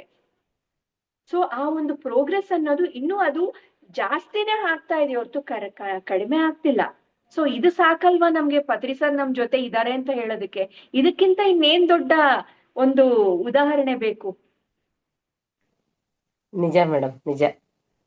ಪತ್ರಿಜಿಯವರು ಒಂದು ಚೈತನ್ಯ ಸ್ವರೂಪದೊಳಗಡೆ ಇದ್ದು ನಿಜವಾಗಿಯೂ ಈ 4 ವರ್ಷದಲ್ಲಿ ಏನಂದ್ರೆ ಎಷ್ಟು ಪಿರಮಿಡ್ಗಳ ನಿರ್ಮಾಣ, ಎಷ್ಟು ಧ್ಯಾನ ಯಜ್ಞಗಳು, ಒಂದು ದಿನಕ್ಕೆ 108 ರ್ಯಾಲಿಗಳು, ಇದು ಸಣ್ಣ ವಿಚಾರ ಅಲ್ಲ. ನಿಜವಾಗಿಯೂ ನೀವು ಹೇಳಿದಂಗೆ ಪತ್ರಿ ಸರ್ ಹಿಂದೇನು ಇದ್ರು, ಅವತ್ತು ಇದ್ರು, ಈಗ ಇದಾರ, ಮುಂದೇನು ಇರ್ತಾರ. ಯಾರು ಒಂದು ಪ್ರಾಂಪ್ಟ್ ಆಗಿ ಹೃದಯಪೂರ್ವಕವಾಗಿ ಒಂದು ಕಾರ್ಯ ನಿರ್ವಹಿಸ್ತಾ ಇದಾರ, ಅವ್ರ ಜೊತೆ ಪತ್ರಿ ಸರ್ ಇದ್ದೇ ಇರ್ತಾರ. ಈ ಮಾತು ಕೇಳಿ ಮುಂದೆ ಈ ವಿಡಿಯೋನ ನೋಡ್ತಾ ಇರ್ತಕ್ಕಂಥವ್ರಿಗೂ ಕೂಡ ಪತ್ರಿಜಿ ನಮ್ಮನ್ ಬಿಟ್ಟು ಎಲ್ಲೂ ಹೋಗಿಲ್ಲ, ನಮ್ ಜೊತೆ ಇರ್ತಾರೆ ಅಂತಕ್ಕಂಥ ಒಂದು ಭರವಸೆಯನ್ನ ಕೊಟ್ರಲ್ಲ. Thank you madam, thank you madam. ಇವಾಗ ನೀವು ಹೆಚ್ಚು ಶಾಲೆ ಕಾಲೇಜು ಮಕ್ಕಳಿಗೆ ನೀವು ಅಂಕಿತರಾಗ್ಬಿಟ್ಟಿದ್ರಿ, ಅಂದ್ರೆ ಒಂದು ಫಿಕ್ಸ್. ಪತ್ರಿಜಿಯರೇ ಹೇಳಿದಾರೆ, ಇನ್ಯಾರು ಹೇಳದ್ ಬಿಡ್ರಿ.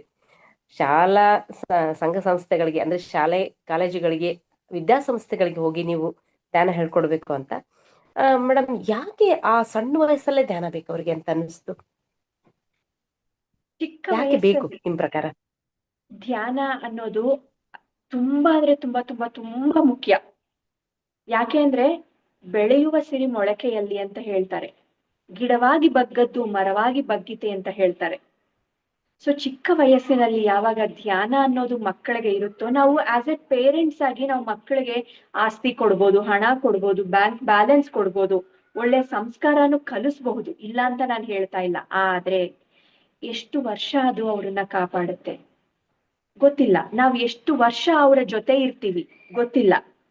ಆದ್ರೆ ಯಾವಾಗ ಧ್ಯಾನ ಅನ್ನೋದು ಆ ಒಂದು ವಿದ್ಯಾರ್ಥಿನಿಯರ ಜೀವದಲ್ಲಿರುತ್ತೋ, ಅದು ಅವರನ್ನ ರಕ್ಷಣಾ ಕವಚವಾಗಿ ಕಾಪಾಡುತ್ತೆ, ಅವ್ರಿಗೆ ಒಳ್ಳೆ ರೀತಿ ಆಲೋಚನೆ ಮಾಡೋ ಸ್ಥಿತಿಯನ್ನ ಕೊಡುತ್ತೆ. ಈಗ ಸ್ಕೂಲ್ಗೆ ಹೋಗ್ತೀವಿ, ಕಾಲೇಜ್ಗೆ ಹೋಗ್ತೀವಿ, ಹೊರಗಡೆ ಪ್ರಪಂಚದಲ್ಲಿ ನೋಡ್ತೀವಿ, ನಾವ್ ಎಲ್ಲರನ್ನೂ ಸಹ ಒಳ್ಳೆಯವರು ಅಂತಾನೆ ತಿಳ್ಕೊತೀವಿ. ಆದ್ರೆ ಯಾರು ನಮ್ಮನ್ನ ಉಪಯೋಗಿಸ್ಕೊಳ್ತಾ ಇದ್ದಾರೆ, ಇವರು ನಿಜವಾದ ಫ್ರೆಂಡಾ, ಅಥವಾ ನಿಜವಾಗ್ಲೂ ನಾನು ರೈಟ್ ಪಾತ್ ಅಲ್ಲಿ ಇದೀನಾ? ಎಷ್ಟೋ ಕವಲು ದಾರಿಗಳಿರುತ್ತೆ, 4-5 ಜಾಬ್ ಆಪ್ಷನ್ಸ್ ಬರುತ್ತೆ, ಯಾವ ಜಾಬ್ ಅನ್ನ ನಾನು ಚೂಸ್ ಮಾಡ್ಕೋಬೇಕು? ಲೈಫ್ ಪಾರ್ಟ್ನರ್ ವಿಷಯದಲ್ಲಿ ಇರ್ಬೋದು, ಯಾರು ನನ್ಗೆ ಕರೆಕ್ಟ್ ಆದಂತಹ ಲೈಫ್ ಪಾರ್ಟ್ನರ್? ಈ ರೀತಿ ಎಷ್ಟೊಂದು ಕನ್ಫ್ಯೂಷನ್ಸ್, ಲೈಫ್ ಚೇಂಜಿಂಗ್ ಡಿಸಿಷನ್ಸ್ ಇರುತ್ತೆ. ಸೊ ಯಾರು ಧ್ಯಾನವನ್ನ ಅಭ್ಯಾಸ ಮಾಡ್ತಾರೋ ಅವರ ಲೈಫ್ ಅನ್ನ ಅವರು ಫ್ರೂಟ್ಫುಲ್ ಆಗಿ ಡಿಸೈನ್ ಮಾಡ್ಕೊಳ್ಬಹುದು. ಮೆಮೊರಿ ಪವರ್ ಇರ್ಬೋದು, concentration, will power, self confidence, physical health, positive thinking attitude. ಎಷ್ಟೋ ಭಯಗಳಿರುತ್ತೆ, ಎಲ್ಲಾ ಭಯಗಳಿಂದ ಓವರ್ಕಮ್ ಆಗ್ಬೋದು. ಯಾರ ಜೊತೆನೂ ಹೇಳ್ಕೊಳಕ್ ಆಗದೆ ಇರುವಂತಹ ಎಷ್ಟೋ ಮನಸ್ಥಿತಿಗಳಿರುತ್ತೆ ವಿದ್ಯಾರ್ಥಿಗಳಲ್ಲಿ. ಪ್ರತಿಯೊಬ್ರು ಧ್ಯಾನವನ್ನ ಅಭ್ಯಾಸ ಮಾಡೋದ್ರಿಂದ ಅವ್ರಿಗೆ ಏನ್ ಬೇಕೋ ಎಲ್ಲಾ ಬರ್ತಾ ಇರುತ್ತೆ, ಏನ್ ಬೇಡವೋ ಅವರಿಂದ ಈಸಿಯಾಗಿ ದೂರ ಹೋಗ್ತಾ ಇರುತ್ತೆ, ಅದಂತೂ ಖಂಡಿತ. ಅಂಡ್ ಟೀಚರ್ಸ್ ಪಾಠಗಳನ್ನ ಹೇಳ್ಕೊಡ್ತಾ ಇರ್ತಾರೆ, ಅದು ಕೆಲವ್ರಿಗೆ ಅರ್ಥ ಆಗೋದಿಲ್ಲ. ಹಾಗಂತ ಹೋಗಿ ಕೇಳಿದ್ರೆ ಅವ್ರು ಏನಾದ್ರೂ ತಪ್ಪು ತಿಳ್ಕೊತಾರೇನೋ, ಫ್ರೆಂಡ್ಸ್ ಏನಾದ್ರೂ ತಪ್ಪು ತಿಳ್ಕೊತಾರೇನೋ ಅನ್ನೋ ಭಯ ಇರುತ್ತೆ. ಧೈರ್ಯ ಸಿಗುತ್ತೆ ಧ್ಯಾನದಿಂದ. ಅಂಡ್ ಸಿಚುಯೇಷನ್ಸ್ ಅನ್ನ ಫೇಸ್ ಮಾಡೋ ಒಂದು ಸಾಮರ್ಥ್ಯ ಸಿಗುತ್ತೆ. ಅಂಡ್ ಈ ನಡುವೆ ಸಾಕಷ್ಟು ವಿದ್ಯಾರ್ಥಿನಿಯರು ಡಿಸ್ಟ್ರಕ್ಟಿವ್ ಡಿಸಿಷನ್ಸ್ ಅನ್ನ ತಗೊಂಡ್ಬಿಡ್ತಾರೆ. ಮೀಡಿಯಾದನ್ನ, ಮೊಬೈಲ್ ಒಂದು ಕೈಯಲ್ಲಿದ್ರೆ ಸಾಕು, ನಾವ್ ಏನ್ ಬೇಕಾದ್ರೂ ಸಾಧಿಸಬಹುದು, ಅದು ಖಂಡಿತ ಹೌದು. ಆದ್ರೆ ನಾವು ಒಂದನ್ನ ಆಲೋಚನೆ ಮಾಡ್ಬೇಕು, ಮೊಬೈಲ್ ನಮ್ಮನ್ನ ಬಳಸ್ಕೋತಾ ಇದೀಯಾ, ನಾವು ಮೊಬೈಲ್ ಅನ್ನ ಬಳಸ್ಕೋತಾ ಇದೀವಾ? ಸೊ ಧ್ಯಾನವನ್ನ ಅಭ್ಯಾಸ ಮಾಡ್ತಾ ಮಾಡ್ತಾ ಮಾಡ್ತಾ ಇಂತಹ ಎಷ್ಟೋ ವಿಚಾರಗಳನ್ನ ನಾವು ಅರ್ಥ ಮಾಡ್ಕೊಳ್ಬಹುದು. ನಮ್ಮ ಲೈಫ್ ಅನ್ನ ತುಂಬಾ ಚೆನ್ನಾಗಿ ಎಂಜಾಯ್ ಮಾಡ್ಬೋದು. ಯಾವುದೇ ಅಡಿಕ್ಷನ್ಸ್ ಇಲ್ಲದೆ ನಾವು ತುಂಬಾ ಚೆನ್ನಾಗಿ ಲೈಫ್ ಅನ್ನ ಲೀಡ್ ಮಾಡಬಹುದು. ಈ ರೀತಿ ಹೇಳ್ತಾ ಹೋದ್ರೆ ಮಕ್ಕಳಿಗೆ ಸಾವಿರಾರು ಸಾವಿರಾರು ಅನುಕೂಲಗಳು, ಲಾಭಗಳು, ಪ್ರಯೋಜನಗಳನ್ನ ಪಡ್ಕೊಳ್ಬಹುದು. ಅದು ಕೇವಲ ಧ್ಯಾನದಿಂದ ಮಾತ್ರವೇ ಸಾಧ್ಯ.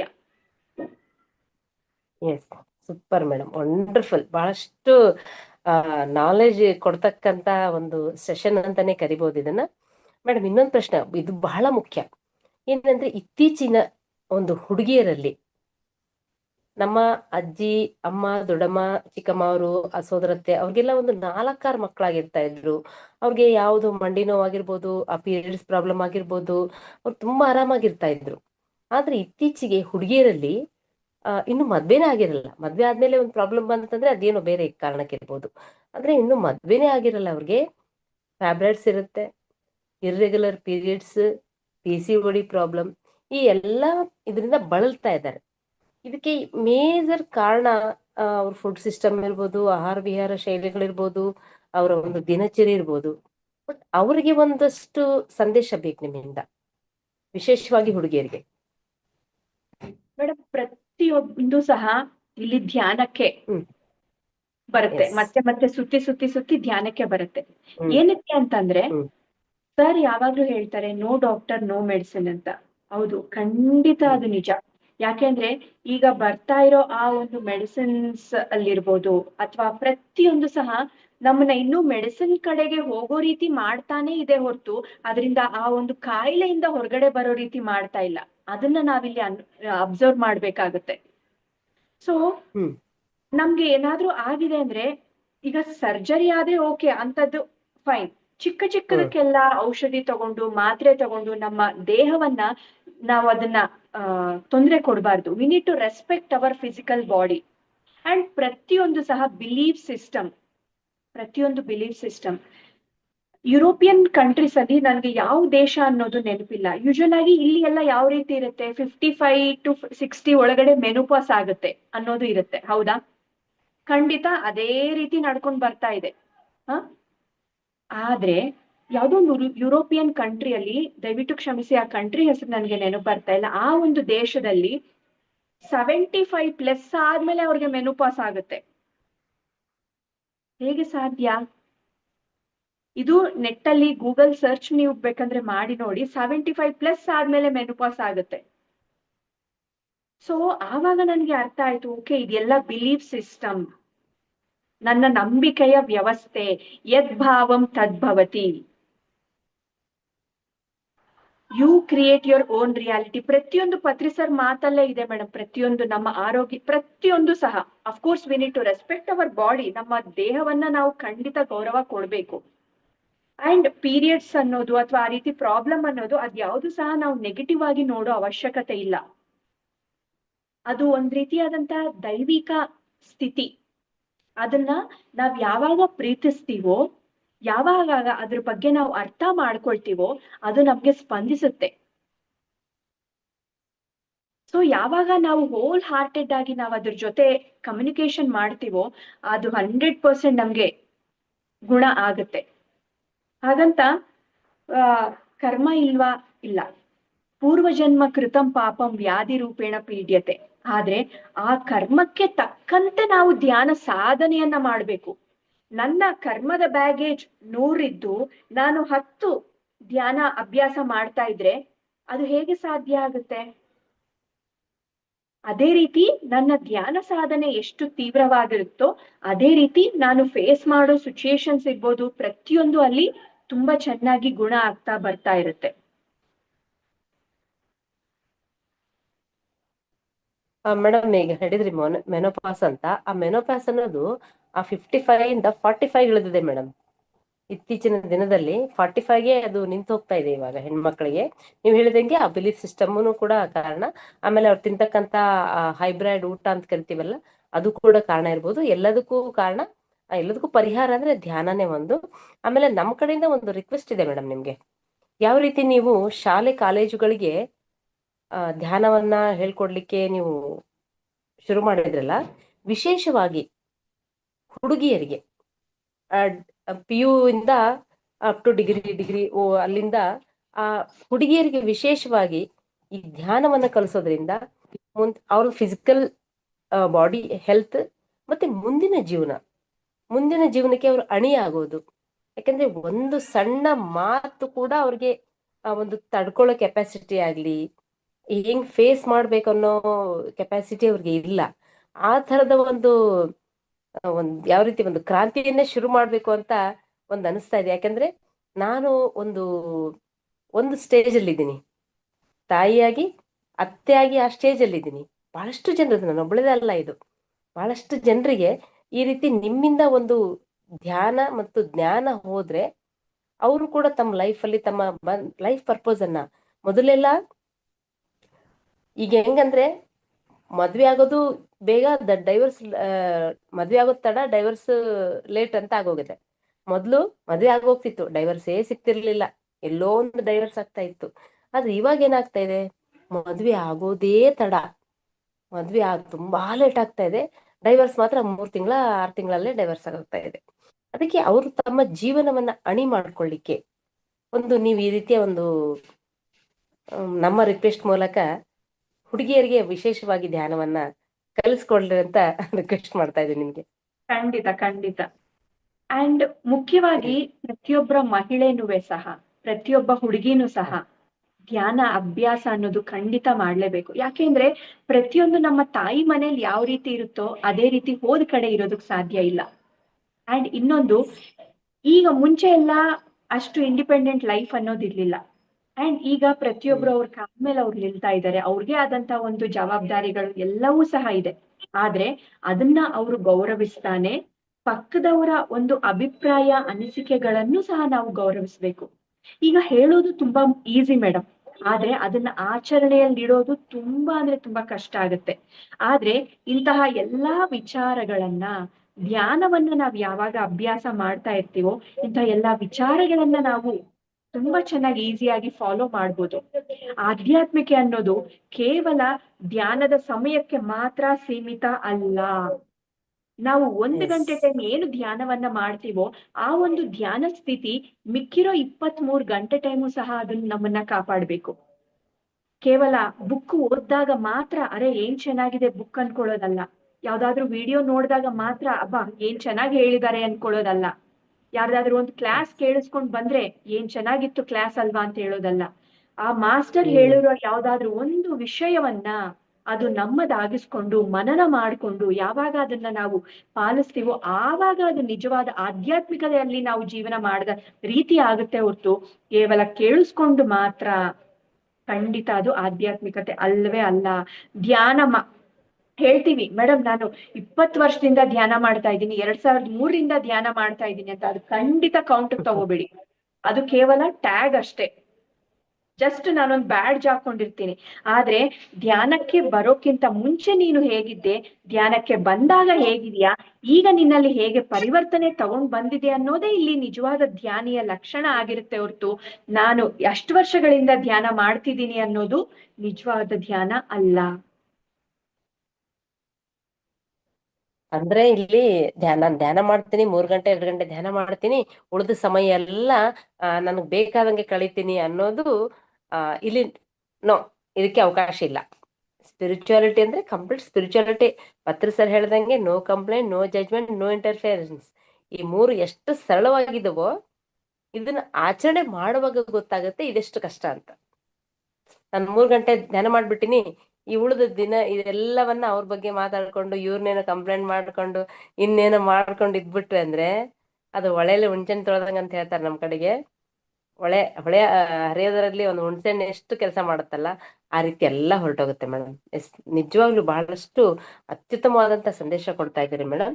ಮೇಡಮ್ ಈಗ ಒಂದು ಯುಗ ಪರಿವರ್ತನೆ ಕಾಲ ಅಂತ ಕರಿಬಹುದು. ಅಂದ್ರೆ ಸತ್ಯಯುಗ ಎಂಟರ್ ಆಗ್ತಾ ಇದೆ, ಆ ಕಲಿಕಾಲ ಎಂಡ್ ಅಂತ ಪತ್ರಿ ಸರ್ ಹೇಳಿದ್ರು. 2012 ಎಂಟ್ರಿ ಆಯ್ತು. ಎಸ್, ಅಂದ್ರೆ ಆ ಒಂದು ಸಂಧಿಕಾಲ ಸಂಗಮ ಆಗ್ತಕ್ಕಂಥ ಕಾಲದಲ್ಲಿ ಧ್ಯಾನ ಎಷ್ಟು ಮುಖ್ಯ. ಯಾಕಂದ್ರೆ ಇವಾಗ ಟೈಮ್ ನಮ್ಗೆ ಸಾಕಾಗ್ತಾ ಇಲ್ಲ. ಹೆಂಗಂದ್ರೆ ಎಕ್ಸಾಂಪಲ್ ಒಂದೇನೋ ಕೆಲಸ ಮಾಡ್ತೀನಿ ಅಂತಿಟ್ರೆ ಅದು 6 ತಿಂಗಳಾಗೋಗಿರುತ್ತೆ, ವಾರ ಕಳೆದೋಗಿರುತ್ತೆ, ಮಧ್ಯಾಹ್ನ ಸ್ಕೂಲಲ್ಲಿ 1 ಗಂಟೆ ಆಗೋಗ್ಬಿಟ್ಟಿರುತ್ತೆ. ಅಂದ್ರೆ ಸಮಯ ಬಹಳ ಓಡ್ತಾ ಇದೆ ನಮ್ಗೆ ಇವಾಗ. ಆಮೇಲೆ ಚಾಲೆಂಜಸ್ ಕೂಡ ಹಂಗೆ ಬರ್ತಾ ಇದೆ. ಎಂತೆಂತ ಚಾಲೆಂಜಸ್ ಅಂದ್ರೆ ಜಸ್ಟ್ ಒಂದು 5 ವರ್ಷ ಹಿಂದೆ ಎಷ್ಟು ಆರಾಮಾಗಿದ್ವಿ, ಎಷ್ಟು ಸಮಯ ಚೆನ್ನಾಗಿತ್ತು. ಇವತ್ತು ಓಡೋದೇ ಯಾಂತ್ರಿಕ ಜೀವನ. ಇನ್ನು ಬೆಂಗಳೂರು ಲೈಫ್ ತಗೊಳ್ಳೋದಾದ್ರೆ ಮೇಡಮ್, ಅಲ್ಲಿ ನಿಜವಾಗಿಯೂ ಮನೆಗಳು ಯಾಕಿರ್ತಾವ ಅಂದ್ರೆ ಊಟ ಮಾಡೋಕ್ಕೂ ಹೋಟೆಲ್ಗಳಿದಾವ, ಬಂದ್ ಮಲಗೋದು, ಸ್ನಾನ ಮಾಡಿ ಓಡೋಗೋದು, ಅಷ್ಟಕ್ಕೆ ಮಾತ್ರ ಸೀಮಿತ ಆಗ್ಬಿಟ್ಟಾವ. ಇಂಥ ಪರ್ವಕಾಲ, ಇಂಥ ಒಂದು ಸಂಧಿ ಕಾಲದ ಒಳಗಡೆ ಧ್ಯಾನ ಎಷ್ಟು ಮುಖ್ಯ ಅಂತ ಒಂದು ನಿಮ್ಮ ಸಂದೇಶ. ಒಂದು 30-40 ವರ್ಷದ ಹಿಂದೆ ಧ್ಯಾನಿಗಳು ಕಡಿಮೆ ಇದ್ರು. ಈಗ ಧ್ಯಾನ ಧ್ಯಾನ ಧ್ಯಾನ ಅನ್ನೋದು ಎಲ್ಲಾ ಕಡೆ ಕೇಳಿಸ್ತಾ ಇದೆ. ಆ ಒಂದು ಕಲಿಯುಗದ ಅಂತ್ಯದಿಂದ ನಾವು ಇನ್ನೊಂದು ಯುಗಕ್ಕೆ ಕಾಲಿಡ್ತಾ ಇದ್ದೀವಿ, ಆ ಒಂದು ಸಂಧಿ ಕಾಲ. ಸೊ ಇದು ಚಾಲೆಂಜಿಂಗ್ ಪೀರಿಯಡ್. ಪತ್ರಿ ಸರ್ ಯಾವಾಗ್ಲೂ ಹೇಳ್ತಿರ್ತಾರೆ, ಈ ಟೈಮಲ್ಲಿ ಯಾರು ಬಂದ್ರು ಸಹ ಅವರು ಅಡ್ವೆಂಚರ್, ಸಾಹಸಿಗಳು ಅಂತ. ಸೊ ಇಂತಹ ಸಮಯದಲ್ಲಿ ನಾವು ಧ್ಯಾನವನ್ನ ಹೆಚ್ಚು ಹೆಚ್ಚು ಹೆಚ್ಚು ಹೆಚ್ಚು ಅಭ್ಯಾಸ ಮಾಡ್ತಾ ಹೆಚ್ಚು ಹೆಚ್ಚು ಪ್ರಚಾರ ಮಾಡೋದ್ರಿಂದ ನಮ್ಮ ಒಂದು ಬ್ಯಾಲೆನ್ಸ್ ಅನ್ನ, ನಮ್ಮ ಬ್ಯಾಗೇಜ್ ಅನ್ನ, ಪಾಸಿಟಿವ್ ಅಂದ್ರೆ ಪುಣ್ಯದ ಬ್ಯಾಗೇಜ್ ಅನ್ನ ಜಾಸ್ತಿ ಮಾಡ್ಕೊಳ್ಬಹುದು, ಕರ್ಮದ ಬ್ಯಾಗೇಜ್ ಅನ್ನ ಕಡಿಮೆ ಮಾಡ್ಕೊಳ್ಬಹುದು. ಅಂದ್ರೆ ಬಸವಣ್ಣನವರ ವಚನ ಇದ್ದಂತೆ, ಮಾಡಿಕೊಂಡಷ್ಟು ಮಾಡಿಕೊಂಡವನಿಗೆ ಮಹದೇವ ಅಂತ ಇದೆ. ಸೊ ಇದೇ ರೀತಿ ನನ್ಗೆ ಸ್ಟಾರ್ಟಿಂಗ್ ಮೆಡಿಟೇಷನ್ ಬಂದ ಹೊಸದ್ರಲ್ಲಿ ನನ್ಗೊಂದು ಅನುಭವ ಬಂದಿತ್ತು. ಏನು ಅಂದ್ರೆ, ಒಂದು ದೊಡ್ಡ ರೂಮ್ ಇದೆ. ದೊಡ್ಡ ರೂಮ್ ಅಲ್ಲಿ ವಜ್ರ, ವೈಡೂರ್ಯ, ರತ್ನ, ಹವಳ ಎಲ್ಲ ನೆಲದ ಮೇಲೆ ಹಾಕಿದ್ರು. ಒಂದು ಖಾಲಿ ಬ್ಯಾಗ್ ಕೊಟ್ಟಿದ್ರು ನನ್ಗೆ. ನಾನು ಬ್ಯಾಗ್ ಅನ್ನ ತುಂಬಿಸ್ಕೊಳ್ತಾ ಇದ್ದೆ. ಆ ಬ್ಯಾಗ್ ತುಂಬಿತು, ಇನ್ನೊಂದು ಬ್ಯಾಗ್ ಕೊಟ್ರು, ಮತ್ತೆ ಅಲ್ಲೂ ತುಂಬಿಸ್ಕೊಳ್ತಾ ಇದ್ದೀನಿ. ಸೊ ನನ್ನ ಕೆಪಾಸಿಟಿ, ನನ್ನ ಎಷ್ಟು ಹೊರಕ್ಕೆ ಸಾಧ್ಯ ಇದೆಯೋ ಅಷ್ಟೂ ನಾನು ತುಂಬಿಸ್ಕೊಳ್ತಾ ಇದ್ದೀನಿ. ಅದರ ಒಂದು ಅರ್ಥ, ಧ್ಯಾನದಿಂದ ಹೊರಗಡೆ ಬಂದ್ಮೇಲೆ ಅರ್ಥ ಏನಾಯ್ತು ಅಂದ್ರೆ, ಈ ಸಮಯದಲ್ಲಿ ನೀನು ಎಷ್ಟು ಧ್ಯಾನವನ್ನ ಮಾಡ್ತೀಯೋ, ಎಷ್ಟು ಧ್ಯಾನ ಪ್ರಚಾರವನ್ನ ಮಾಡ್ತೀಯೋ, ಅಷ್ಟು ಒಂದು ಪುಣ್ಯದ ಬ್ಯಾಗೇಜ್ ಅನ್ನ ನೀನು ಪಡ್ಕೊಳ್ತೀಯ. ನಿಂಗೆ ಖಾಲಿ ಬ್ಯಾಗ್ಗಳು ಕೊಡ್ತಿರ್ತಾರೆ, ನೀನ್ ಎಷ್ಟು ಬೇಕಾದ್ರೂ ತುಂಬಿಸ್ಕೊಳ್ಬೋದು. ಆದ್ರೆ ತುಂಬಿಸ್ಕೊಳ್ಳುವ ಆಯ್ಕೆ ನಮ್ಮದಾಗಿರುತ್ತೆ. ನಾನು ಧ್ಯಾನ ಮಾಡ್ಬೇಕಾ, ಓಕೆ. ಫಿಲಂ ನೋಡ್ಬೇಕಾ, ಓಕೆ. ಅಥವಾ ಫ್ರೆಂಡ್ಸ್ ಜೊತೆ ಪಾರ್ಟಿ ಮಾಡ್ಕೋಬೇಕಾ, ಅದಕ್ಕೂ ಓಕೆ. ಯಾರು ಏನು ನಮ್ಮನ್ನ ಫೋರ್ಸ್ ಮಾಡಲ್ಲ. ಆದ್ರೆ ನಾನು ಏನ್ ಮಾಡ್ಬೇಕು ಅನ್ನೋ ಆಯ್ಕೆ ನಾನು ಮಾಡ್ಕೋತೀನಲ್ಲ, ಅದ್ರ ಮೇಲೆ ಆ ಒಂದು ರಿಸಲ್ಟ್, ಫಲಿತಾಂಶ ಅನ್ನೋದಿರುತ್ತೆ. ಹಾಗಂತ ಅದೆಲ್ಲ ಮಾಡಬಾರ್ದ? ಖಂಡಿತ ಮಾಡ್ಬೇಕು. ಬ್ಯಾಲೆನ್ಸ್ಡ್ ಆಗಿ ಎಲ್ಲವನ್ನೂ ಸಹ ನಾವು ಲೈಫ್ ಅನ್ನ ಎಂಜಾಯ್ ಮಾಡ್ತಾ ಹೋದಾಗ ಧ್ಯಾನ ಮತ್ತು ಸಾಂಸಾರಿಕ ಜೀವನ ಎರಡಕ್ಕೂ ಅರ್ಥ ಸಿಗುತ್ತೆ. ಧ್ಯಾನ ಒಂದು ಜಾಸ್ತಿ ಆದ್ರೂ ನಾವು ಅರ್ಥವನ್ನ ಕಳ್ಕೊಳ್ತೀವಿ, ಸಂಸಾರ ಒಂದು ಜಾಸ್ತಿ ಆದ್ರೂ ಅರ್ಥವನ್ನ ಕಳ್ಕೊತೀವಿ. ಎರಡು ಸಮ ಪಾಲಿನಲ್ಲಿದ್ದಾಗ ಎರಡಕ್ಕೂ ಇನ್ನು ಅರ್ಥ ತುಂಬಾ ಚೆನ್ನಾಗಿ ಬರುತ್ತೆ. ಧ್ಯಾನ ಮಾಡೋದಕ್ಕಿಂತ ಮುಂಚೆ ನಾನು ಸಿಚುಯೇಷನ್ಸ್ ಅನ್ನ ಅರ್ಥ ಮಾಡ್ಕೊಳ್ತಾ ಇದ್ದಿದ್ ರೀತಿ ಇರ್ಬೋದು, ಅಥವಾ ನನ್ನ ಲೈಫ್ ಅಲ್ಲಿ ಬಂದಿರೋ ಚಾಲೆಂಜಸ್ ಅನ್ನ ಫೇಸ್ ಮಾಡ್ತಾ ಇದ್ದಿದ್ ರೀತಿ ಇರ್ಬೋದು, ಧ್ಯಾನಕ್ಕೆ ಕಾಲಿಟ್ಟ ನಂತರ ನಾನು ಅರ್ಥ ಮಾಡ್ಕೊಳ್ತಾ ಇರೋ ರೀತಿ ಇರ್ಬೋದು, ತುಂಬಾ ಅಂದ್ರೆ ತುಂಬಾ ಬದಲಾವಣೆ ಆಗಿದೆ.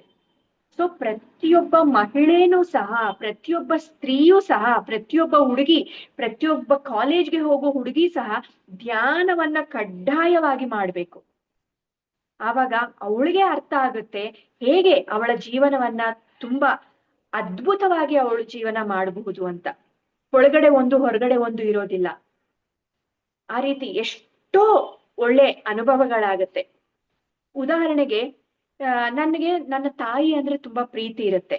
ಅತ್ತೆ ಅಂದ್ರೆ ಆಬ್ವಿಯಸ್ ಆಗಿ ಸ್ವಲ್ಪ ಕಡಿಮೆನೆ ಇರುತ್ತೆ, ಇಲ್ಲ ಅಂತಾನೂ ಹೇಳ್ಬೋದು. ಆದ್ರೆ ಧ್ಯಾನವನ್ನ ನಾವು ಯಾವಾಗ ಮಾಡ್ತೀವೋ ಆ ಇಬ್ರಲ್ಲೂ ಸಹ ಆ ಸರಿ ಸಮಾನವಾದಂತಹ ಒಂದು ಪ್ರೀತಿಯನ್ನ ನೋಡೋದಕ್ಕೆ ಸಾಧ್ಯ ಆಗುತ್ತೆ.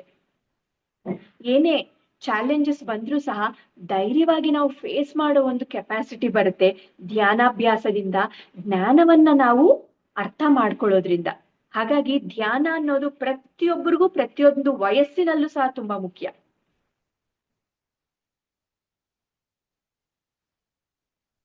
ತುಂಬಾ ಅದ್ಭುತ. ಧ್ಯಾನ ಹೆಂಗಂದ್ರೆ ಧ್ಯಾನ ಅನ್ನೋದು ಮೂಲ ಮಂತ್ರ.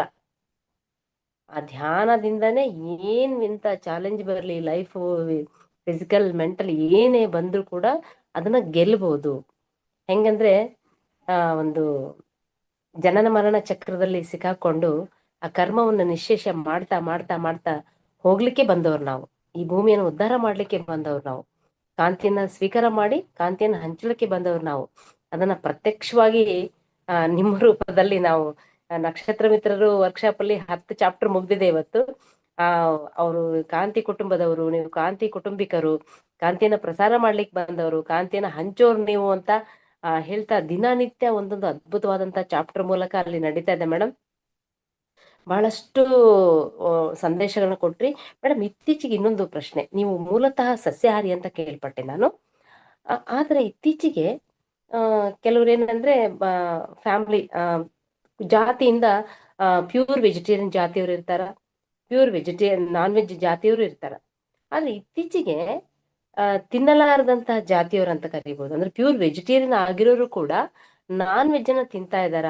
ನಾನ್ ವೆಜ್ ತಿಂದಿಲ್ಲ ಅಂದ್ರೆ ಒಂದು ಶೋಕಿಗಾಗಿ ಒಂದು ಪಾರ್ಟಿ ಮಾಡ್ತಾ ಇದಾರೆ. ಅಂದ್ರೆ ಈಗ ಪಾರ್ಟಿಗೆ ಇವ್ರು ಹೋಗಿಲ್ಲ ಅಂದ್ರೆ ಇವ್ರ ನಂತರ ಕೀಳಾಗಿ ನೋಡೋದು, ಅವಮಾನ ಮಾಡೋದು, ಈ ತರ ಎಲ್ಲ ನಡೀತಾ ಇದೆ.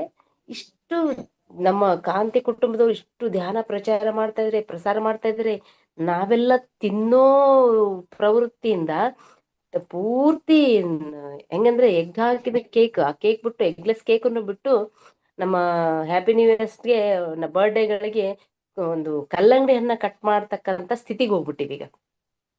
ಆದ್ರೆ ಈ ನಾನ್ ವೆಜ್ ಇನ್ನೂ ಯಾಕೆ, ಇನ್ನು ಏನ್ ಮಾಡ್ಬೇಕು ನಾವು ಇದನ್ನ ಹೋಗ್ಲಾಡಿಸ್ಬೇಕಂದ್ರೆ? ರ್ಯಾಲಿಗಳಾಗ್ತಾ ಇದಾವೆ ಒಂದ್ ಕಡೆಗೆ ತಿನ್ನೋರೆಲ್ಲ ತಿನ್ನೋದನ್ನ ಬಿಡ್ತಾ ಇದೀವಿ, ಆದ್ರೂ ಜಾಸ್ತಿ ಆಗ್ತಾ ಇದೆ. ಇದಕ್ಕೆ ಒಂದು ಪ್ರಯತ್ನ ಪರಿಹಾರ ನಾವು ಬೇಕಲ್ಲ ಮೇಡಮ್? ಮಾಡ್ತಾನೆ ಹೋಗ್ಬೇಕು. ಅದನ್ನ ನಮ್ಮ ಪ್ರಯತ್ನವನ್ನ ನಾವು ಮಾತ್ರ ಬಿಡಬಾರ್ದು. ಅವ್ರಿಗೆ ಅರ್ಥ ಆಗೋ ರೀತಿಯಲ್ಲಿ ನಾವು ಹೇಳ್ಬೇಕಾಗತ್ತೆ. ಅವರಿಗೆ ಅರಿವು ಮೂಡಿಸ್ಬೇಕಾಗತ್ತೆ ಏನಕ್ಕೆ ಅಂತ. ಹೌದು, ನೀವು ತಿನ್ಬಾರ್ದು, ಕರೆಕ್ಟ್. ಏನಕ್ಕೆ ತಿನ್ಬಾರ್ದು ಅಂತ ನಾವು ಅರ್ಥ ಹೇಳ್ಕೊಡ್ಬೇಕಾಗತ್ತೆ. ಸರ್ ಯಾವಾಗ್ಲೂ ಒಂದೇ ಹೇಳ್ತಾರೆ, ಓಕೆ ಈಗ ನೀನ್ ತಿಂತೀಯ, ತಿನ್ನು, ಇನ್ನೊಂದ್ ಜನ್ಮ ಬರ್ತೀಯ. ಅರ್ಜೆಂಟ್ ಏನಿದೆ ಸೃಷ್ಟಿಯಲ್ಲಿ? ಇನ್ನೊಂದ್ ಜನ್ಮ ಬರ್ತೀಯ, ಆವಾಗ ನೀನು ಬಿಟ್ಟೇ ಬಿಡ್ತೀಯ, ಬಿಡ್ಲೇಬೇಕು.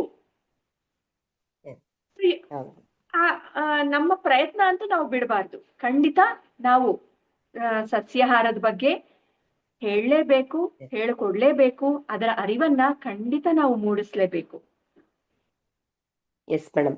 ಹೆಂಗಂದ್ರೆ ಧ್ಯಾನ ಪ್ರಚಾರಕ್ಕೆ ಹೋದಾಗ ಮೊದಲೆಲ್ಲ ಕಾಲೇಜುಗಳಿಗೆ ಹೋದಾಗ ಏನಂತ ಇದ್ರು, ವಿತಂಡವಾದ ಅಂತ ಕರೀತಾರೆ ಇದನ್ನ. ಮೇಡಮ್, ನಾವು ಒಂದ್ ವೇಳೆ ತಿನ್ನೋದ್ ಬಿಟ್ಬಿಟ್ರೆ ಭೂಮಿ ಮೇಲೆ ಎಲ್ಲಾ ಕುರಿಗಳು ಕೋಳಿಗಳು ಜಾಸ್ತಿ ಆಗಿ ಮನುಷ್ಯರಿಗೆ ಇರ್ಲಕ್ ಜಾಗ ಇರಂಗಿಲ್ಲಂತೆ, ಅದಕ್ಕೆ ನಾವು ತಿಂತೀವಿ ಅಂತ ಹೇಳ್ತಾರೆ. ಇನ್ನು ಇಲ್ಲ, ನಮ್ ಗ್ರಂಥದಲ್ಲಿ ಬರ್ದಿದೆ ಅವು ನಮಗಾಗಿ ಹುಟ್ಟಿದಾವ, ಅದಕ್ಕೆ ನಾವು ತಿಂತೀವಿ ಅಂತ ಹೇಳ್ತಾರ. ಕೊನೆಗೆ ಹೆಂಗಂದ್ರೆ ಹೇಳಿದ್ವಿ, ಕೊನೆಗೆ ಅವ್ರಿಗೆ ನಾನ್ ವೆಜ್ ಅಂದ್ರೆ ಎಷ್ಟು ಭೀಕರ, ನಮ್ಮ ಪಂಚೇಂದ್ರಿಯಗಳೇ ಅದ್ನ ಒಪ್ಕೊಂಡಿಲ್ಲ. ಕಣ್ಣು ನೋಡಕ್ ಇಷ್ಟ ಆಗಲ್ಲ, ಮುಟ್ಟಕ್ ಇಷ್ಟ ಆಗಲ್ಲ, ನಾಲ್ಗಿ ಮೇಲೆ ಹಸಿ ಮಾಂಸ ಇಟ್ಕೊಳಕ್ ಆಗಲ್ಲ.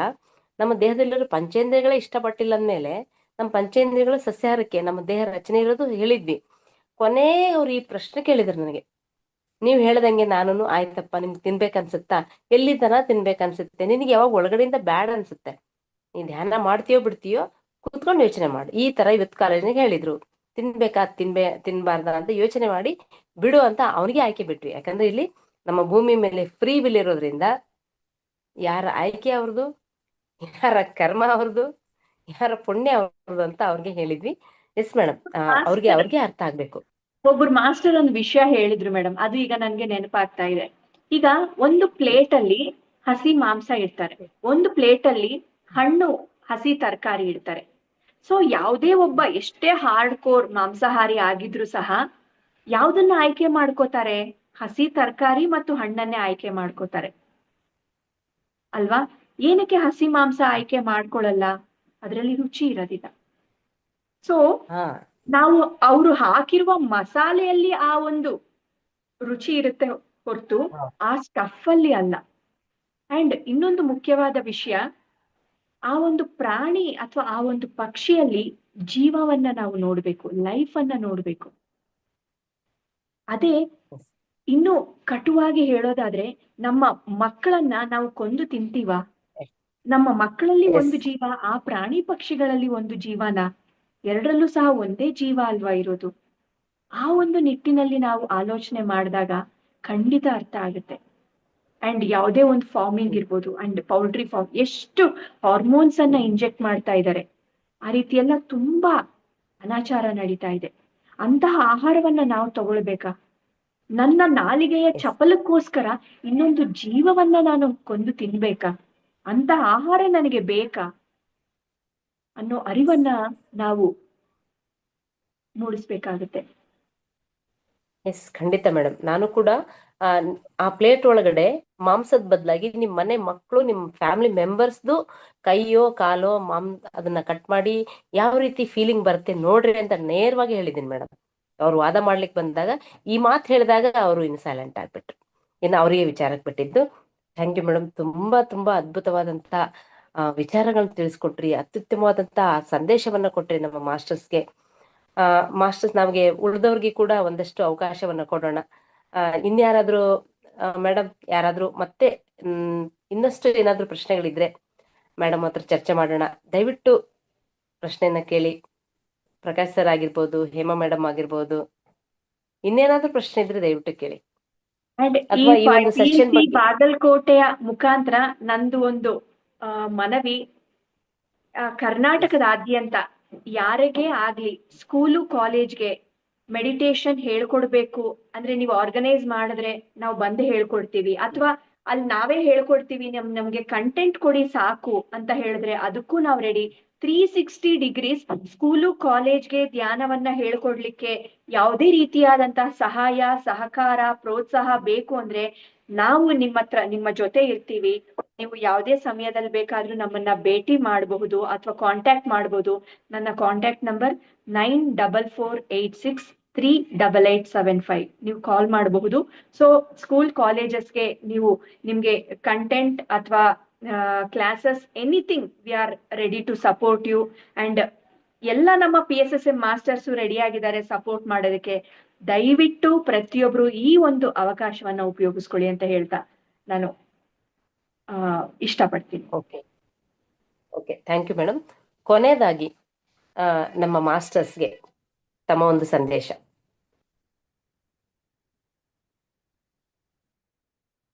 ಧ್ಯಾನ ಜಗತ್, ಸಸ್ಯಾಹಾರ ಜಗತ್, ಪಿರಮಿಡ್ ಜಗತ್, ಇದಿಷ್ಟೇ ಹೇಳ್ಬೋದು. ಅಂಡ್ ಪ್ರತಿಯೊಬ್ರು ನಿಮ್ಮ ಊರಲ್ಲಿ ಸ್ಕೂಲು ಕಾಲೇಜ್ಗಳಿರುತ್ತೆ, ಅಲ್ಲಿ ಹೋಗಿ ಧ್ಯಾನವನ್ನ ಹೇಳ್ಕೊಡಿ. ಸೊ ಇದರಿಂದ ನಾನೊಂದು ಚಿಕ್ಕ ನಿಮ್ಗೆ ಒಂದು ಬೆನಿಫಿಟ್ ಹೇಳ್ತೀನಿ. ನೀವು ಒಬ್ಬೊಬ್ರಿಗೆ ಹೋಗಿ ಧ್ಯಾನವನ್ನ ಹೇಳ್ಕೊಡ್ಬೇಕು ಅಂದ್ರೆ ತುಂಬಾ ಕನ್ವಿನ್ಸ್ ಮಾಡ್ಬೇಕಾಗತ್ತೆ. ಆದ್ರೆ ಮಕ್ಕಳ ಹತ್ರ ಹೋಗಿ ನೀವು ಧ್ಯಾನ ಹೇಳ್ಕೊಡೋದಕ್ಕೆ ತುಂಬಾ ಈಸಿಯಾಗಿ ಅವ್ರಿಗೆ ಧ್ಯಾನ ಹೇಳ್ಕೊಡ್ಬೋದು. ಒಂದು ದಿನ ಒಂದು ಸ್ಕೂಲ್ಗೆ ಹೋಗಿ ನೀವು ಧ್ಯಾನ ಹೇಳ್ಕೊಟ್ರಿ ಅಂತ ಆದ್ರೆ ಮಿನಿಮಮ್ ಒಂದು ಸ್ಕೂಲಲ್ಲಿ ಒಂದು 50 ಜನ ಇರಲ್ವಾ ಮಕ್ಕಳು? ಎಷ್ಟು ಕಡಿಮೆ ಆದ್ರೂ ಸಹ, ಅಥವಾ ಕೆಲವು ಕಡೆ 500-600 ಮಕ್ಕಳು ಇರ್ತಾರೆ. 500-600 ಮನೆಗಳಿಗೆ ಒಂದೇ ಸತಿ ಧ್ಯಾನ ಅನ್ನೋ ಪದ ತಲುಪುತ್ತಾ? ಅಷ್ಟು ಮನೆಗಳಿಗೆ ನೀವು ವೈಯಕ್ತಿಕವಾಗಿ ಹೋಗಿ ಧ್ಯಾನ ಹೇಳ್ಕೊಡ್ಬೇಕು. ಅಷ್ಟು ತಂದೆ ತಾಯಿಯರನ್ನ ನೀವು ಭೇಟಿಯಾಗಿ ಧ್ಯಾನ ಅನ್ನೋ ಪದವನ್ನ ನೀವು ಇಂಟ್ರೊಡ್ಯೂಸ್ ಮಾಡ್ಬೇಕು ಅಂದ್ರೆ ಎಷ್ಟು ದಿನಗಳಾಗುತ್ತೆ? ಅವ್ರನ್ನೆಲ್ಲ ಒಂದ್ ಕಡೆ ಸೇರಿಸ್ಬೇಕು ಅಂದ್ರೆ ಎಷ್ಟು ದಿನ ಆಗುತ್ತೆ? ಅದೇ ಸ್ಕೂಲು ಕಾಲೇಜಲ್ಲಿ ಹೋಲ್ಸೇಲ್, ಎಲ್ಲರೂ ಒಂದ್ ಕಡೆ ಇರ್ತಾರೆ, ನಾವು ಅವ್ರಿಗೆ ಹೋಗಿ ಹೋಲ್ಸೇಲ್ ಆಗಿ ಧ್ಯಾನವನ್ನ ಹೇಳ್ಕೊಡ್ಬೋದು. ಸೊ ಆ ಒಂದು ಸ್ವಾರ್ಥತೆ ನಿಮ್ಮಲ್ಲಿ ಇರ್ಲಿ. ಧ್ಯಾನ ಪ್ರಚಾರ ಮಾಡ್ಬೇಕು ಅಂದ್ರೆ ಹೋಲ್ಸೇಲ್ ಆಗಿ, ಸ್ಕೂಲ್ ಕಾಲೇಜ್ಗಿಂತ ಬೆಸ್ಟ್ ಇನ್ನೊಂದು ಹೋಲ್ಸೇಲ್ ಮಾರ್ಕೆಟ್ ಇಲ್ಲ. ಅಷ್ಟು ಮಕ್ಕಳು ಅದ್ಭುತವಾಗಿ ಅವರು ಅರ್ಥ ಮಾಡ್ಕೋತಾರೆ, ಅಷ್ಟು ಅವ್ರಿಗೆ ಒಳ್ಳೇದಾಗುತ್ತೆ. ಲೋಕ ಕಲ್ಯಾಣ ಕಾರ್ಯದಲ್ಲಿ ನೀವು ಭಾಗಿಯಾಗ್ತೀರಾ. ಸೊ ಹಾಗಾಗಿ ದಯವಿಟ್ಟು ನಿಮ್ಮ ಮನೆ ಹತ್ರ ಇರೋ ಚಿಕ್ಕ ಸ್ಕೂಲ್ ಇರ್ಬೋದು, ದೊಡ್ಡ ಸ್ಕೂಲ್ ಇರ್ಬೋದು, ನಮ್ಮ PSSM ಮಾಸ್ಟರ್ಸ್ ಹೆಲ್ಪ್ ತಗೊಂಡು ದಯವಿಟ್ಟು ನೀವು ಹೋಗಿ ಕ್ಲಾಸ್ಗಳನ್ನ ಮಾಡಿ. ಅವ್ರಿಗೆ ತುಂಬಾ ಮಕ್ಕಳಿಗೆ ಚೆನ್ನಾಗಾಗುತ್ತೆ. ಧನ್ಯವಾದ. Thank you madam. ಇಲ್ಲಿಯ ತನಕ ಅದ್ಭುತವಾದಂತಹ ಪ್ರಶ್ನೆಗಳಿಗೆ ಅಷ್ಟೇ ಅದ್ಭುತವಾದಂತ ತಮ್ಮ ಅಂತರಾಳದಿಂದ ಬರ್ತಕ್ಕಂತ ಉತ್ತರಗಳನ್ನ ಸಂದೇಶಗಳನ್ನ ನೀಡಿದ್ರಿ. ನಮ್ಮ PMC ಬಾಗಲಕೋಟ್ ವತಿಯಿಂದ ತಮಗೆ ಹೃತ್ಪೂರ್ವಕ ಧನ್ಯವಾದಗಳು. ಹಾಗೆ ಪ್ರತಿ ಸಲ ನಮ್ಮ ಒಂದು ನೋಡ್ರಿ ಮೇಲ ತುಂಬಾ ಚೆನ್ನಾಗಿ ಕಮೆಂಟ್ಸ್ ಮಾಡ್ತಾ ಇದ್ದಾರೆ ಮಾಸ್ಟರ್ಸ್. ಇದು ಹೆಂಗಂದ್ರೆ ನೆಕ್ಸ್ಟ್ ಒಂದು ಲಿಂಕ್ ಆಗಿ ಹೊರಗಡೆ ಬರುತ್ತೆ. ದಯವಿಟ್ಟು ಈ ಲಿಂಕ್ ಅನ್ನ ಎಲ್ಲರಿಗೂ ಶೇರ್ ಮಾಡೋಣ. ನಾವು ಸಬ್ಸ್ಕ್ರೈಬ್ ಮಾಡ್ಕೊಳ್ಳಿ ನಮ್ಮ PMC ಬಾಗಲಕೋಟ್ ಚಾನಲ್ ಅನ್ನ.